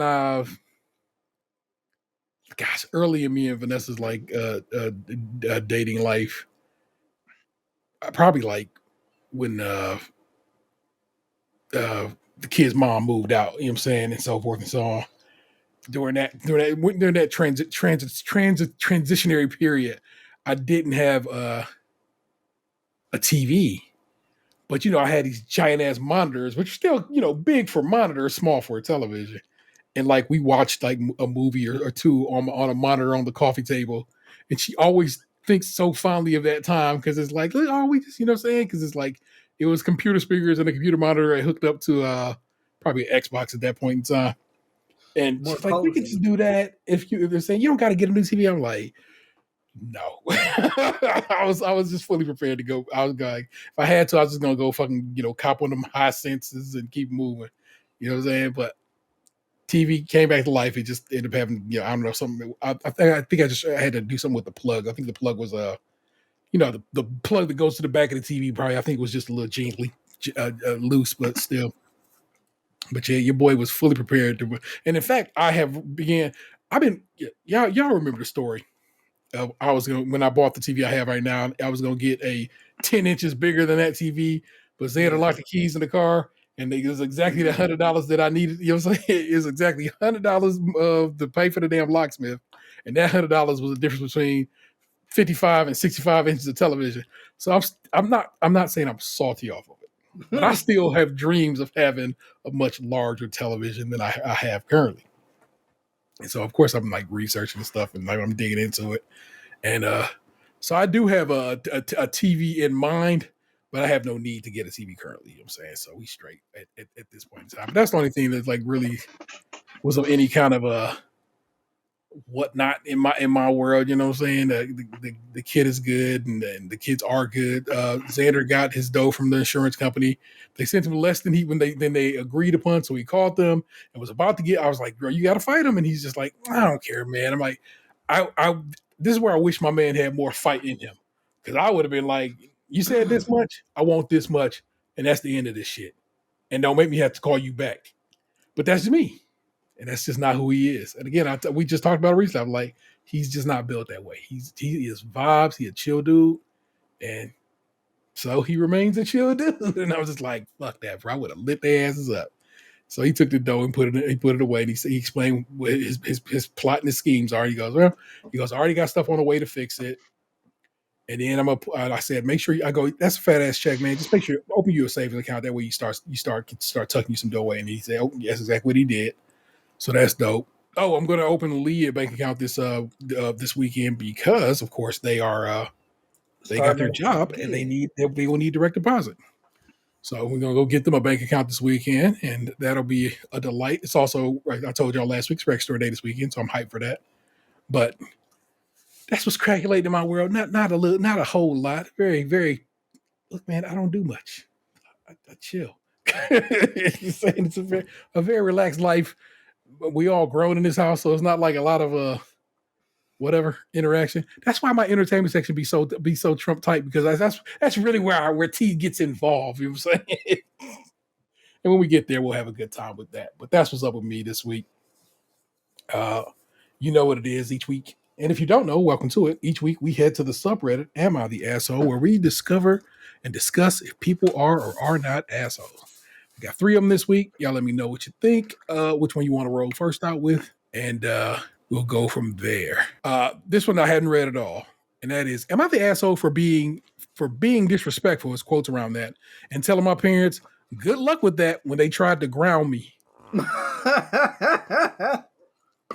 Next one is, am I the asshole for being honest and telling my daughter that her wedding is a running joke of what not to do if you marry in our family/friend group? And am I the asshole? Here, I wrote that one down because I had to go remember it. Like, oh, well, you don't know, listener, but am I the asshole for telling my wife that it's not okay for her and her family to decide unilaterally that we're moving to the city where they live without telling me, until her family was under a contract on a house for us? Now, 2 of these, the wedding running joke and this one, the house contract one, both got deleted from Am I the Asshole. And I have them, of course, you know what I'm saying? We can read them because, whatever. But like I said, they both got assassinated. So the one dude got suspended. The one person got suspended. I don't know if it's a dude. I think it actually was a mom. With the marrying one, they got suspended from Reddit. So it really went down. People was not happy with them. I know what that is. They probably got bombed. You know what I'm saying? People was like, nah, you're terrible, blah, blah, yaggity schmaggity. So I know what that one is. And the other one, who knows? Maybe they just, Am I the Asshole. That's why I like Am I the Asshole. They run a tight ship. Unlike AITA, which is like the great value Am I the Asshole. Yeah. I still think the first one sounded the funniest to me. Oh, for sure. Y'all want to do that one first? You want to say that for last? I'm fine with either way. I'm non-committal. Truly, you are. All right, I'm gonna save it for last. Okay. All right, so we're gonna do this moving one because I just want to know what's up with this. This is the one I didn't read, and like I said, the two of these I hadn't read. The one I did read. All right, so this one. A couple weeks ago, my wife told me that her grandparents just went under contract on a brand new house under construction in their neighborhood in the city they live in, a couple of hours away, and that we would be moving there when it was completed. Wow. To make things worse, her grandparents called me a couple of days ago saying that they were doing this as a favor to us and the house would be in their name. But they wanted me to contribute a significant amount of money toward the purchase price of the house. Otherwise, they would lose the earnest money if they didn't close on it. I told her it was not okay for her family to unilaterally make the decision that we were moving and go under contract on a house without telling me until after the fact. Am I the asshole? I mean, how could you be an asshole for wanting to know the important details of your own life? You couldn't possibly be. It's almost like you're an asshole for asking, are you an asshole? I'm looking at I you. was literally just about to say that. You're an asshole for putting this up and wasting my goddamn time. I agree with that. Let's head to the comments. So your wife's grandparents want a new house in their name without having to actually pay for it. They also apparently make decisions for your wife without her input. Run as far away from this family as you can. I hope this is fake. And the OP responded, I wish it was fake. For clarification, they want me to contribute approximately 40% of the purchase price, while them and other family members of my wife's family contribute the rest. And then this is my response to that and says, I tell them to get stuffed and lock up your credit, finances, bank account, etc. At the very least, if you are being asked to pay toward a property, you should get your name on the deed in that percentage. Pay 40% of the money, get 40% of the house. But personally, I'd be very reluctant to even do that. Man, it's out here. Let's see. Let's scroll down. OP's in here a lot, so that's kind of dope. There's no way to put this politely, so I'm just going to ask, is your wife in some way intellectually impaired? Oh no, baby, no. I don't understand what her thought process could be. Does she have money of her own that she can pay her grandparents? Is in what world is making you pay 40% of a house that you won't own a favor to you? Please tell me that you aren't going to give them this money. I know this sub jumps to divorce far too quickly, but this is definitely a hill to die on. Do make sure your funds are in an account your wife can't access. What about the other family members putting in 6%? Are they getting their names on the deed? Will they expect to live there as well? Will the grandparents also be living there? The OP responds, I am not putting a dime into it. Supposedly it would be just me and my wife and kids living there. The whole thing is ducking crazy. I like that he wrote ducking crazy. No one thought this person was an asshole. I have no idea why Reddit. Well, here, let's just scroll up and see if it says a reason for deleting it. Like post comments again. Sorry, this post has been removed by the moderators of Emma the Asshole. So for some reason they removed it. Let's click on this guy's name because he still seems to be on Reddit. And let's click on his post. That's the only post he's ever made. But he's been in there fighting the good fight. He's been answering people's questions. There's a lot of like responses to him down the line. So he's saying he could work remote if he lived those 2 hours away and blah, blah, blah. Sir, none of that. No, you don't need to do that. Fuck out of here with that. No, you're not an asshole. And that's weird. Right? That's crazy, right? Yeah. Okay. Thank you. I feel better about the whole situation.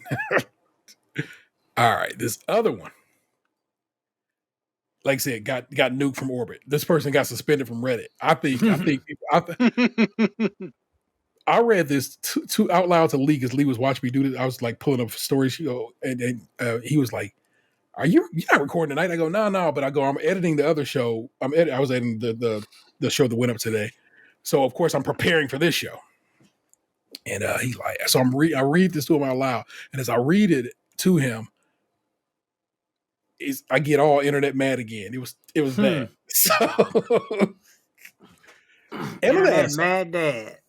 For not being honest and telling my daughter that her wedding is a running joke of what not to do if you marry in our family / friend group.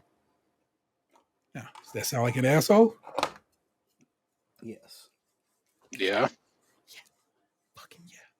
That's why your ass got banned from Reddit. My daughter got married about a year ago. She spent about 20 racks on her wedding. Oh, shit. It was a wonderful experience for her. But for the guests, it really sucked. All the money went to things the couple would enjoy. Who would have thought you would have to enjoy your wedding?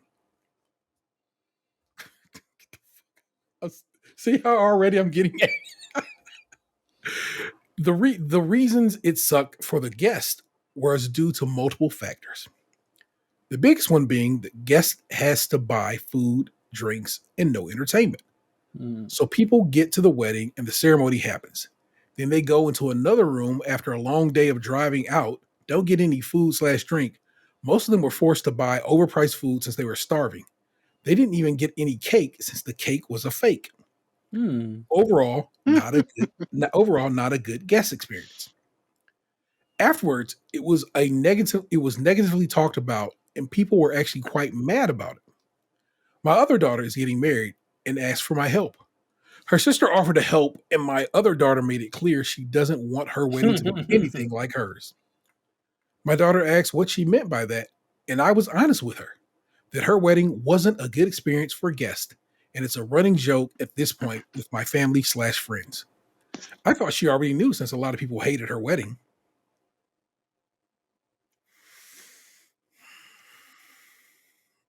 This caused an argument, and she called me a jerk by the end. I pointed out all the issues I had with her wedding, and she thinks I'm being cruel. Edit. The money basically went to the dress venue photos. I know her dress was $6,000. The venue was pricey, and she didn't get the food package. Is the person an asshole? Yes, still. Yeah. I'm a little perplexed that they spent 20K on a wedding without all that other shit, but that has nothing to do with the fact that this person's an asshole. Correct.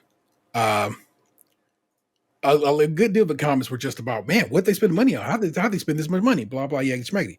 I don't even care about that. They got married. They decided that they wanted to spend that much money on it, and they had a wedding that they loved. Meaning, cool. The rest of y'all don't mean shit.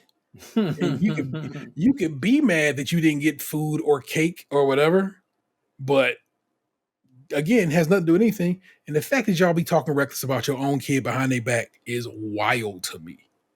You are a colossal asshole. I'm not, again, I try not to get on that old divorce, no contact or whatever, but I probably wouldn't talk to you for a good long while after that. I think we would not be cool after that situation. You know what I'm saying? So, yeah, no, fuck you. Yes, you're an asshole. Oh my gosh. That's wild. So there you go, people. That was an easy one. Yes, we think you're an asshole. And again, this person got kicked off of Reddit, and this post was deleted because once you get suspended, the rules of them an asshole is they'll remove the post. So let me just do a control F. So I do want to see you're the asshole. Because I definitely saw some you're the assholes.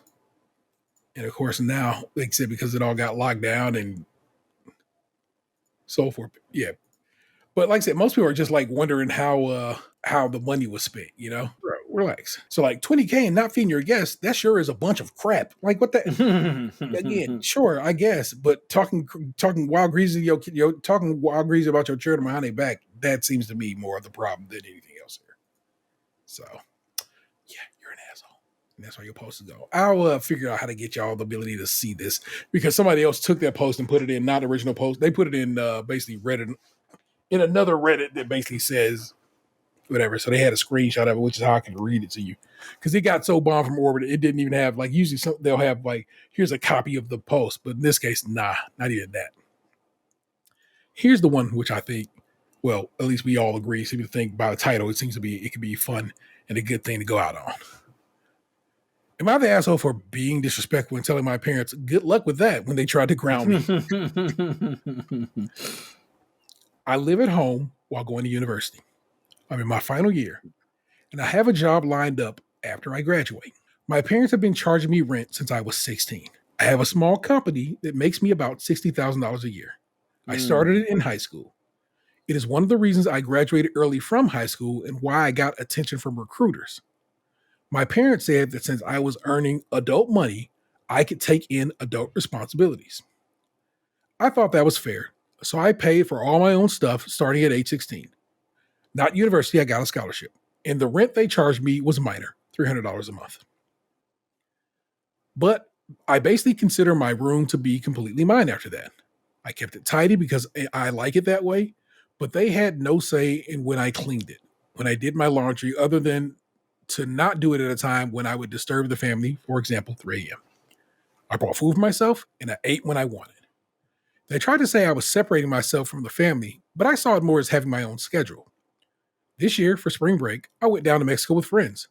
My parents were upset that they were hosting a big Easter family get-together. When I get back, they say that I was behaving badly by not being around for the family gathering.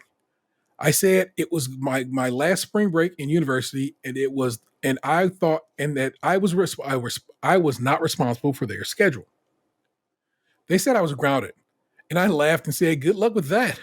I went to my room and locked the door. They tried banging on it for my attention, but I'm done. My grandfather came over to talk to me later. He's the one who helped me get my company started, and he's always there for me. He said that I was rude to my parents when they were trying to be there for me. I asked him how much rent he charged my mom when she lived at home. He said it was ridiculous to think he would charge his kids rent. I told him that I'd been paying rent for 4 years. He went into the house, and then I heard a fight. When he came out, he said that I need to treat my parents with more respect, but that since they are my landlords, they do not have a say over how I spend my time. I'm avoiding my parents for now, and I'm renting an Airbnb right now until I graduate. I took everything that was important to me, and I left $600 for the last 2 months I had planned on being there. They kept calling me, but I'm currently getting ready to move for my new job. I don't have the energy to deal with them. This person an asshole for telling his parents good luck with that when they tried to ground them. Yeah, he was being a little bit of an asshole. Or the rule from last week, at least a dick. We disagree, son. And if you paying rent, you ain't grounding me. Correct. I understand that part, but like being flippant to your parents, they still trying to maintain some kind of they baby is essentially not a baby anymore. Hadn't been for 4 years at least. Yes. And when they say university, like that's usually overseas, and they still probably only like what, man, they're 20 now. This person said what was up. They are 20 years old. They've been paying rent for 4 years. They started uni about a year earlier, and they're in their last year of uni. They have a business that makes 60K a year for them right now. They good. They could have left a long time ago. They should have left. Hey, $300 rent is baller. So yeah, why do you think I got people living here right now that ain't left in over 7 years? So, like I said, that's that, and it says $300. So I'm assuming they either Canadian or who uses dollars? Australians use dollars as well, and who else uses dollars? So but they say university, so that's why I know it's not. I don't think they're in the States. But nah, son. I don't think you're an asshole for saying that. I think you are grown because, like I said, 20 years old, you grown, and you pay rent. Grown, that's grown, double grown. Yeah, good luck with that. You ain't gonna be grounding me. Don't even try to discuss that with me. And in fact, like I said, you trying to ground me because I went to have spring break as a college student. That's what we do. That's what they do. You know what I'm saying? No, I don't think this person is an asshole. But as Anthony said, come up bit dickish. I ain't saying you are a dick. Dickish. So I'm gonna lighten it up even a little bit more than what you have in place, sir. Okay, I would roll with dickish. That's fine. Maybe they're just tired of their parents treating them like a kid when they pay rent. They have a successful business. They're about to graduate college. With a job lined up.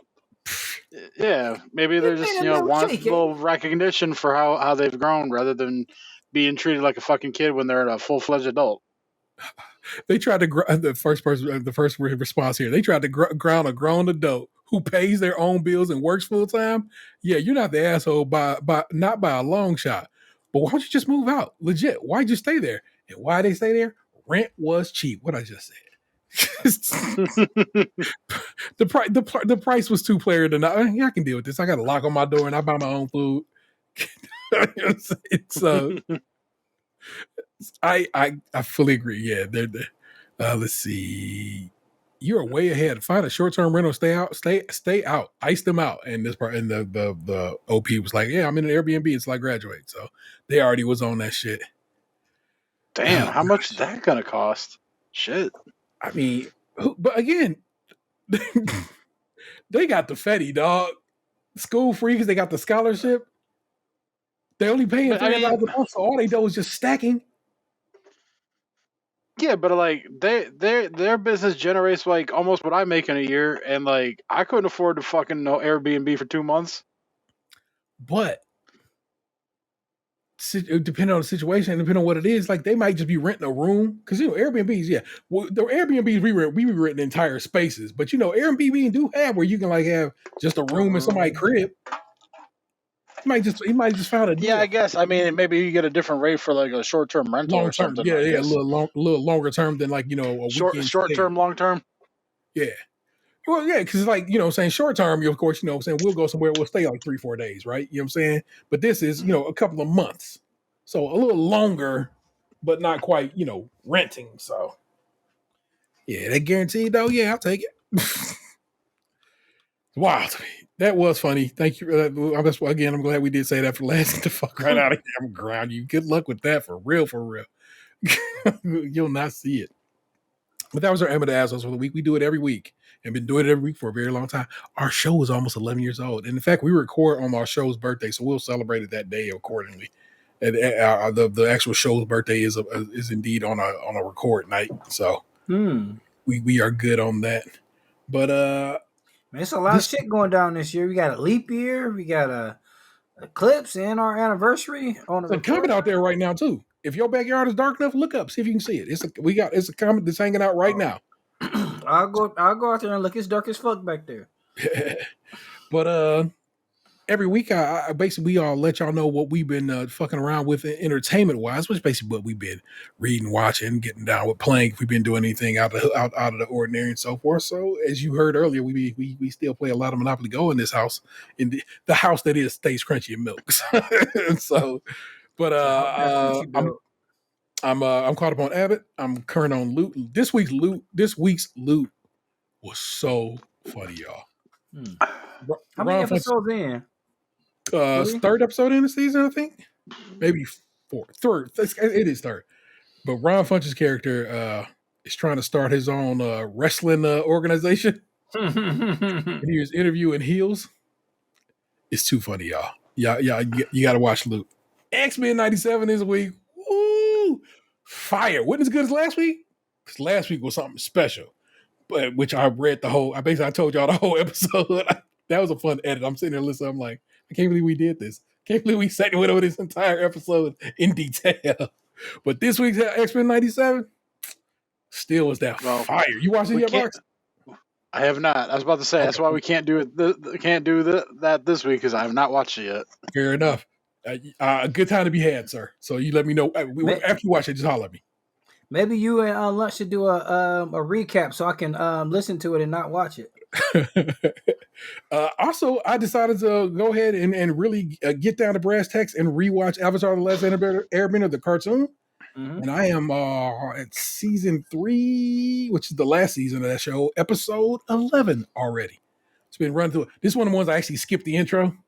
So, you know what I'm saying? And skip the ending, when it says next episode, I'm just pushing through them shits because I'm very much enjoying it. What got me into that, of course, there's an Avatar. There's a Fortnite Avatar event going on. I was like, man, I love Aang. I'm gonna do this shit. So I'm also playing it in Fortnite. I'll get you back to that shortly. But we also watch, because again, remember the internet was gone all day. Well, not all day, but Friday night and a good chunk into Saturday. So luckily, I have a large collection of 4K Blu-rays, and so we watched my copy Kimi no Nawa, or Your Name, if you want to do it in English. We watched, of course, the. In this situation, I'm not a subs versus dubs kind of dude. I'm never fighting a good fight about that shit. But in this instance, the sub is the way to go. The English voice track is Garo to me. I just hate it. So I watched this one subtitled. This is one where I'm like, I'm on that shit. And I love the movie. It is absolutely gorgeous. And the 4K, the transfer is beautiful. And you should watch Your Name if you have not seen that movie yet. That's a gorgeous animated film from Japan. You should get down with it. I didn't play Like a Dragon Guardian. I should erase that because I beat that game. And I told you about that last week. So we're going to erase that from the list. But what I did get down with was some Fortnite, because again, they have this Avatar event going on, and I got me a Victory Royale, and it was so good because I got it by earthbending and throwing bricks at motherfuckers from across the map. I was dead. That whole match, I want to go back. I want to go, if it's still in there, I want to save the recording of it because they let you do that. Because I think I might have had like 14 kills that match. And almost all of them came with me earthbending at the motherfuckers. It's basically throwing a wall at them. And this one time, these two people were downhill from me, shooting at each other, but close enough. And I threw a brick and killed them both at the same time. And then when I won the match, and the video is up on all my social media, so if you are at least on the Twitter and Threads and Blue Sky. No, the video is not on Blue Sky because they don't do video yet. It's just a picture of me saying Victory Royale. But again, two people are fighting each other. So I get one with the brick, kill him. And then the other dude trying to shoot at me, trying to weave around. And I'm just like, the earth bending and for this Avatar event is insane. So I just keep throwing bricks at this motherfucker. And then finally just one connect and it goes boom, and Victory Royale. So I got my Royale in Fortnite on that one. Reading this week. Your boy actually had a couple of books in that thing.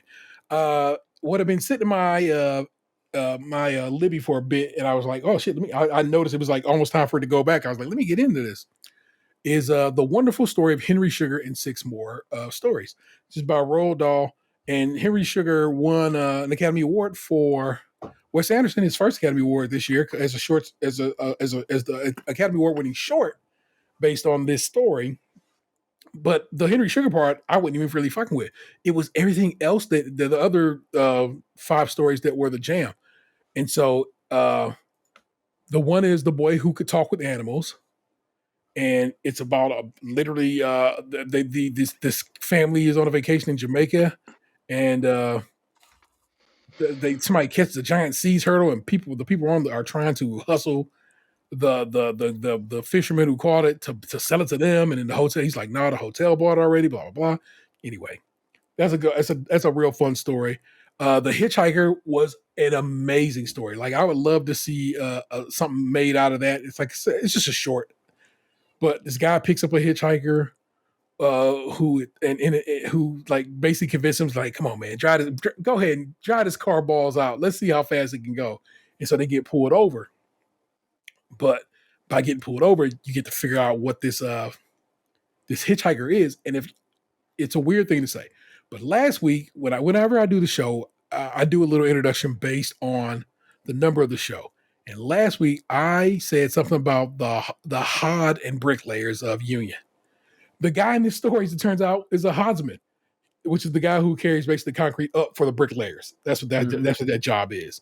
And he tells the cop that he's a hodsman, but that's not really his job. His job is he's a pickpocket, but he doesn't call himself a pickpocket. In fact, he finds the word pickpocket derisive. He is a fingersmith because he's so much better than any pickpocket. It's an amazing story. I highly recommend it. But this is the one that really got me going. It's the Mendenhall Treasure, which is a story that Roald Dahl wrote for the National Review. It's a nonfiction story. It's about this in England. A lot of times, they would find treasure troves of Roman, treasure. You know what I'm saying? And there's so much so that it's so often found that there's laws about if you find gold or silver in the country.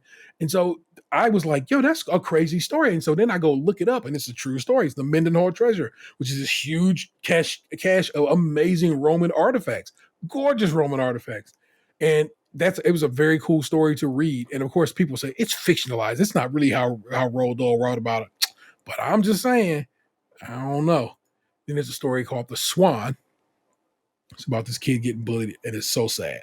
But it's also a very good story. So those 6 stories are all a part of the wonderful story of Henry Sugar and 6 more. Oh, that's 6 more. So it's like 7 stories total. 1, 2, 3, 4, 5. No, that's not 6. I guess there is. There's more story I didn't even know about. Because I stopped listening to it once I got to Henry Sugar, because I know that it's just like the movie. Like, hands down, the movie is just like the story. But there's two more stories there I didn't know about. So now I might have to check that out again so I can get to that. But we talked about. Did they speak in British? With a British accent? Oh, bro, you would know the actor if I showed him to you right off the rip. Andrew something or other. Currently in that show Ripley on Netflix. Okay. That actor. Okay. Yeah, that is the guy who reads. And the one story about the hitchhiker, the hitchhiker himself has a Cockney accent, but it's a cool ass. It's the way he does it's really good. Now my man's Jamaican accent's terrible, but it's a fun story to listen to. So when you hear the story about the boy who talked with animals, it's like, bro, you do not do a good Jamaican accent, but I get you. I'll check. I talked about last week when we talked about X-Men that I was going to get E is for Extinction, and I did. I checked that out from Libby as well, and I've been reading that, and it's like, oh my gosh, so much of that episode last week is drawn from E is for Extinction that I was just like, wow, that's crazy. So I hope that I get, as I read it, I'm going to be like that much more ahead of the rest of the season of X-Men. Anything? Oh, I got to tell you about the music. I told you I was going to tell you about the music I've been listening to, and that is, of course, Champagne Moments by one Rick Ross, where he is dissing Drake, and fantastic. You should. I know you don't want your car best friends fighting, man, but man, that song is something gorgeous. Drop and Give Me 50. That's by Drake dissing Kendrick, and I guess dissing everybody. He actually does. He really gets at Kendrick, The Weeknd, Future, Metro Boomin, Rick Ross, so forth and so on. Red Leather. So Future and Metro dropped a second album in 2 weeks, and it's called "We Still Don't Trust You." And it'd be like a double CD if you were actually to own it physically. So the last song on what would be disc 1 is called "Red Leather." It's Future. It's J. Cole on the Metro Boomin tracks. Like that's almost a 7-minute song. It's a goddamn work of art. You should check out Red Leather. It is very, very, very good. And like I said, it's on that "We Still Don't Trust You" album. The second album, the Future and Metro, has dropped in the last couple of weeks. No Worries is coming back. That's Knowledge and Anderson .Paak. And they have a little 3-song little EP that's going to go into their album out right now. But the song that I want you to check out is 86 Centra. 86 Centra. It's a very cool song. It's a minute 35 seconds. Won't take you no time to get down with that one. And I've been podcast wise, Dissect is back. And this go round, they are discussing MF Doom and why can I not think of the guy's name? Wow. Anyway, MF Doom and the other guy. Mad Villainy album. And breaking it down. And of course, Cole and his writers and all the guys who get down with it. Mad Lib, thank you. Is the other guy's name. Are breaking down Mad Lib and MF Doom's Mad Villainy. And they are on the second song, which is, of course, Meat Grinder this week. And it's fantastic. You should listen to Dissect if you are a fan of music and like having music explained to you, like musically, like, these eighth notes and fourth notes and blah, blah, blah, and how they work. And then a lyrical breakdown in addition to, and why this one song is like 98% all rhymes, which is insane, and insanely high level of rhymes to be had there. But yeah, that was me. Like I said, I try to write everything down so y'all have a good idea of what I've been listening to and reading and watching and all that good shit. So that's why I have such a thorough list every week, because that's really where I get down to. You know what I'm saying? My life, it's fine. But my entertainment, it's something special. Gentlemen, what's up with you guys? Nothing. I haven't watched anything. I played Monopoly Go, I played Pokemon Go, and I played Call of Duty. I haven't watched a single episode of any television show. I haven't watched any movies. I'm sorry. I have been preoccupied with these games, yeah. I hear clanging and banging. My fingers on the screen of Pokemon and Call of Duty. So, first, I've been listening to this podcast for maybe like a month now, but they don't come out that often. But it's called Black People Love Paramore. She on TikTok today was like, "Hey, vote for me on this here thing," and I'm like, "Hey, I'll vote for you, but you got to listen to my podcast," and I plugged this there. So we'll see what happens there. As far as movies go, today and yesterday, I watched Priscilla, the story about Priscilla Presley. Okay. Man, they work hard in that movie. So the movie is about 2 hours, just like most movies. But the whole first hour is them trying to convince us that Elvis wasn't a pedophile. Like, they be working hard, boy. They be like, "No, little one, not yet." Like, he say that like 17 times. Like, "Not yet, little one." Whoa. Like, that just makes me know that makes me think you more as a pedophile, because it's wrong to have somebody that young. Yo, man, like, so, like, as the story goes, they meet at like when she like 14, and like supposedly they don't get together until she's 17, 18. But still, it was just like they be showing they really throw that shit in the movie. It's just like, no, Elvis ain't hit. He ain't hit it. Like, it's too much of the movie. And then so much so that, like, when it gets to, you know what? The movie is almost like, what do you call those episodes? What's it called? A pocket episode? What pretty much bottle episode. Bottle episode. the movie pretty much take place in like 4 or 5 different places. Like, it's not it. The movie couldn't cost that much to make because it's like Elvis. They don't really show no Elvis shit. They probably spent most of the money on fake newspaper clippings and shit like that. It's Sophia Coppola joint, right? Yes, I mean I like her movies for the most part. The Virgin Suicides is like a movie that still plagues my brain.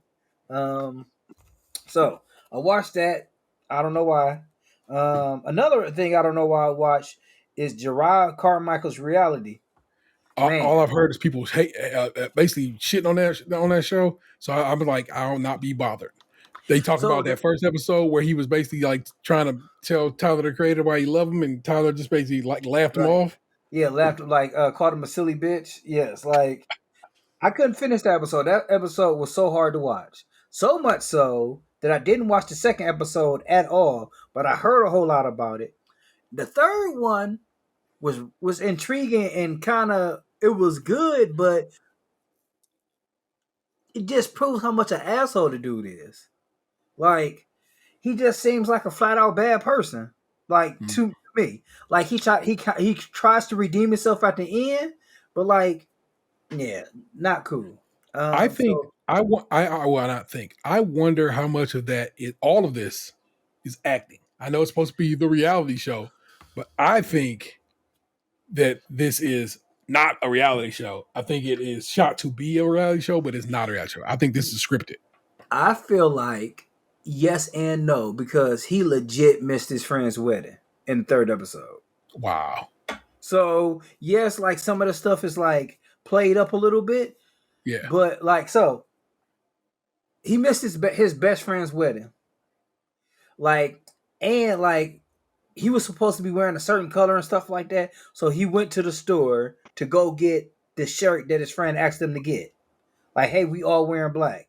So all you see is like overhead pictures or video of him not wearing what nobody else is wearing, and like all the other people's face blocked out, but you see everybody else wearing black shirts.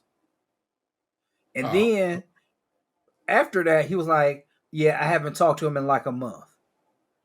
Yeah, because fuck you. Yeah, it was so. Yes, some of it might be scripted. Like, of course, like that Tyler episode, like,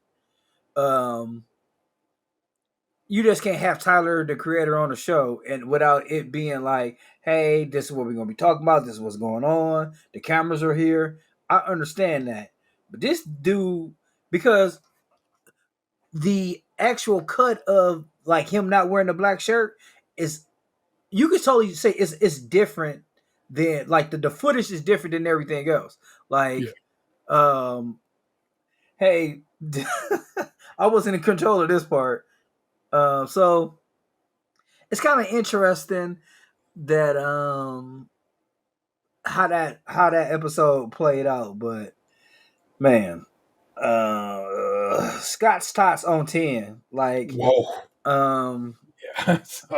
So again, one of the reasons I was like, I'll never watch this. I could never, literally could never. So, the fact is you can't, and I know how strong you is, how you get down with this basically this type of program. No, I'm not like that no more, man. I'm not like that no more. Like me and my partner was talking about how like when we first met, we watched so much TV together. Yeah. Like we watched this and I was just like the way TV has evolved.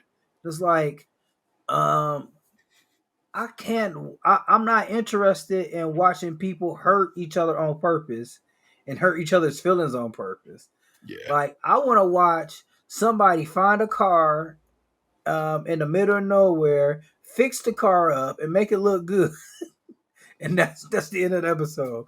Or find that house out of nowhere, make it look good. I just can't watch any kind of show anymore. It has to be a good resolution or something where I could just watch mindlessly. Like, but moving on. One of my favorite movies popped up on HBO Max, Paper Moon. I watch that all the time. The movie where Tatum O'Neal wins the Oscar for at the youngest age. It's just something pretty magical about that movie, where you take advantage of people in a bad time. So what else? I watched a little bit of another episode of The Quiet on Set. Like, I don't know. It's just something about that. So what has been coming out about that is basically, I guess that's a wildly unethical production. I can see and that. A lot of people, Mark Summer in particular, was Yes. like, "Yo, man, they can't. They tried to play you, man, and I'm definitely seeking, recompense for this shit because they not gonna have me on TV looking like I'm trying to get down with this whole situation." And then people mad at Miranda Cosgrove for not, I guess shouting out of whatever. Josh, no, not Josh. Drake Dan Bell. Snyder. Well, Oh. yeah, whatever. But in particular, not speaking up for or about Drake. And then I don't know, like I said, so like it's a bunch of stuff, and like I said, a lot of people are coming out and being like, "This is not the. I was not told this. This is how this production was going to go. They on some bullshit." And blah blah blah. So it's like I've been seeing a lot of things left and right say how unethical production this seems to have been. So one thing, and I don't know about everything. I don't know the ins and outs about stuff, but from what I understand, when you're underage and you're in like this kind of court case, like they don't put your name out there and stuff like that. So, but what Drake was saying, that he was saying that like, oh, these people who was writing letters and stuff and to his support knew it was me. They couldn't know it was you. That's highly unethical. They won't let people know it's you. That's one point that common sense told me. And what like the Mark Summers stuff, it was like, yeah, I seen the one interview. He was like, "Man, I got a phone call right after this about this." Yeah. So yeah, that shit is kind of weird. Like, and like with Miranda, it's like she was a little girl when she worked with you. She wasn't an adult. Like when she started doing her own thing later on, but it truly is just the internet trying to be like, your silence is deafening, Miranda. And it's like, fuck you, bro. You don't know how I feel about this, what I'm doing. And also, I don't owe you a goddamn thing. So no, none of that. Yeah, like she was a powerless child. Like, what the fuck is she going to do? And what is her statement now going to do about this situation? Nothing. She worked with him on Drake and Josh. Like that, I mean, like almost 30 years ago. What was she supposed to do? Exactly. All right. So, Quiet on the Set. I'm currently listening to a book I listen to pretty much almost every year, and that's Hearts of Atlantis. It's a Stephen King novella with like a bunch of different stories, but I only listen to Low Men in Yellow Coats. That's the only story I listen to, and I turn it back in. Like I keep on like dreaming about like, because they made a movie about it called Hearts of Atlantis. It's not good at all. I'm just hoping one day that they'll like somebody else would be just in love with this story as I am, and they make a show about it. Because the book is about 10 hours, just that part of the novella, and it's just like the movie wasn't good. The kid didn't have red hair. It was just a clusterfuck of not being great. Yeah. But I listen to it every year, and I look forward to like one day when, one of my kids get older, most likely my older son, that we'll listen to it together, or he'll read it or listen to it on his own. Yeah. There you go. That's it. Yeah. Fair enough, people. There you go. Well, before I say there we go, let me do one last check. I always like to see if anyone has commented in these internet streets. All right, nothing on the Spotify page currently, but of course we always get love on the on the Twitter streets each week. It's either my man Kerry or my man Labitsky. In this case, it's Labitsky saying directed at you, Ant. I like the phrase "convenient Christian." Religiously justified hate sounds like. For me, he says, every so often, I enjoy the Blackberry Canada Dry. And for Box, WrestleMania Night 1 was predictable, but Night 2 was but it was a special moment. So there you go. Thank you very much. We Thank you for appreciate always the responding feedback. to us, letting us know what about an episode spoke to you. I'm glad something does speak to you each time out. But please rate, review, subscribe, and share the show wherever possible. That will be ratings and reviews happen on YouTube, on Apple Podcasts, and of course on Spotify, where you can give us 5 stars. That'd be real dope if you did that.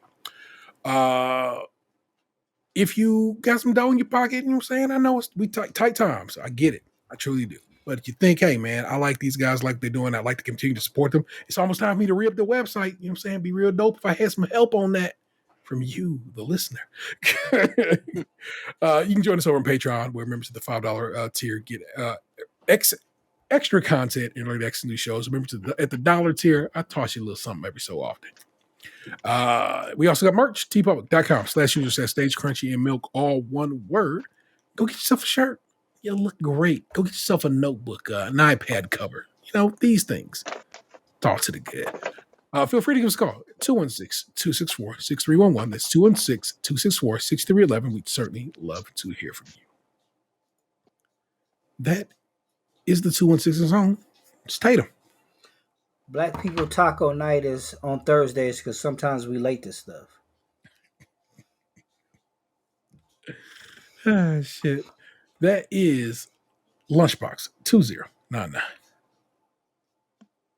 Yeah, I'm here. Are we starting the show now? And I am the Internet's Terror 713. Don't make me throw you into traffic. We'll catch you guys next week. Until then, peace. What happened to your ass? It used to be beautiful.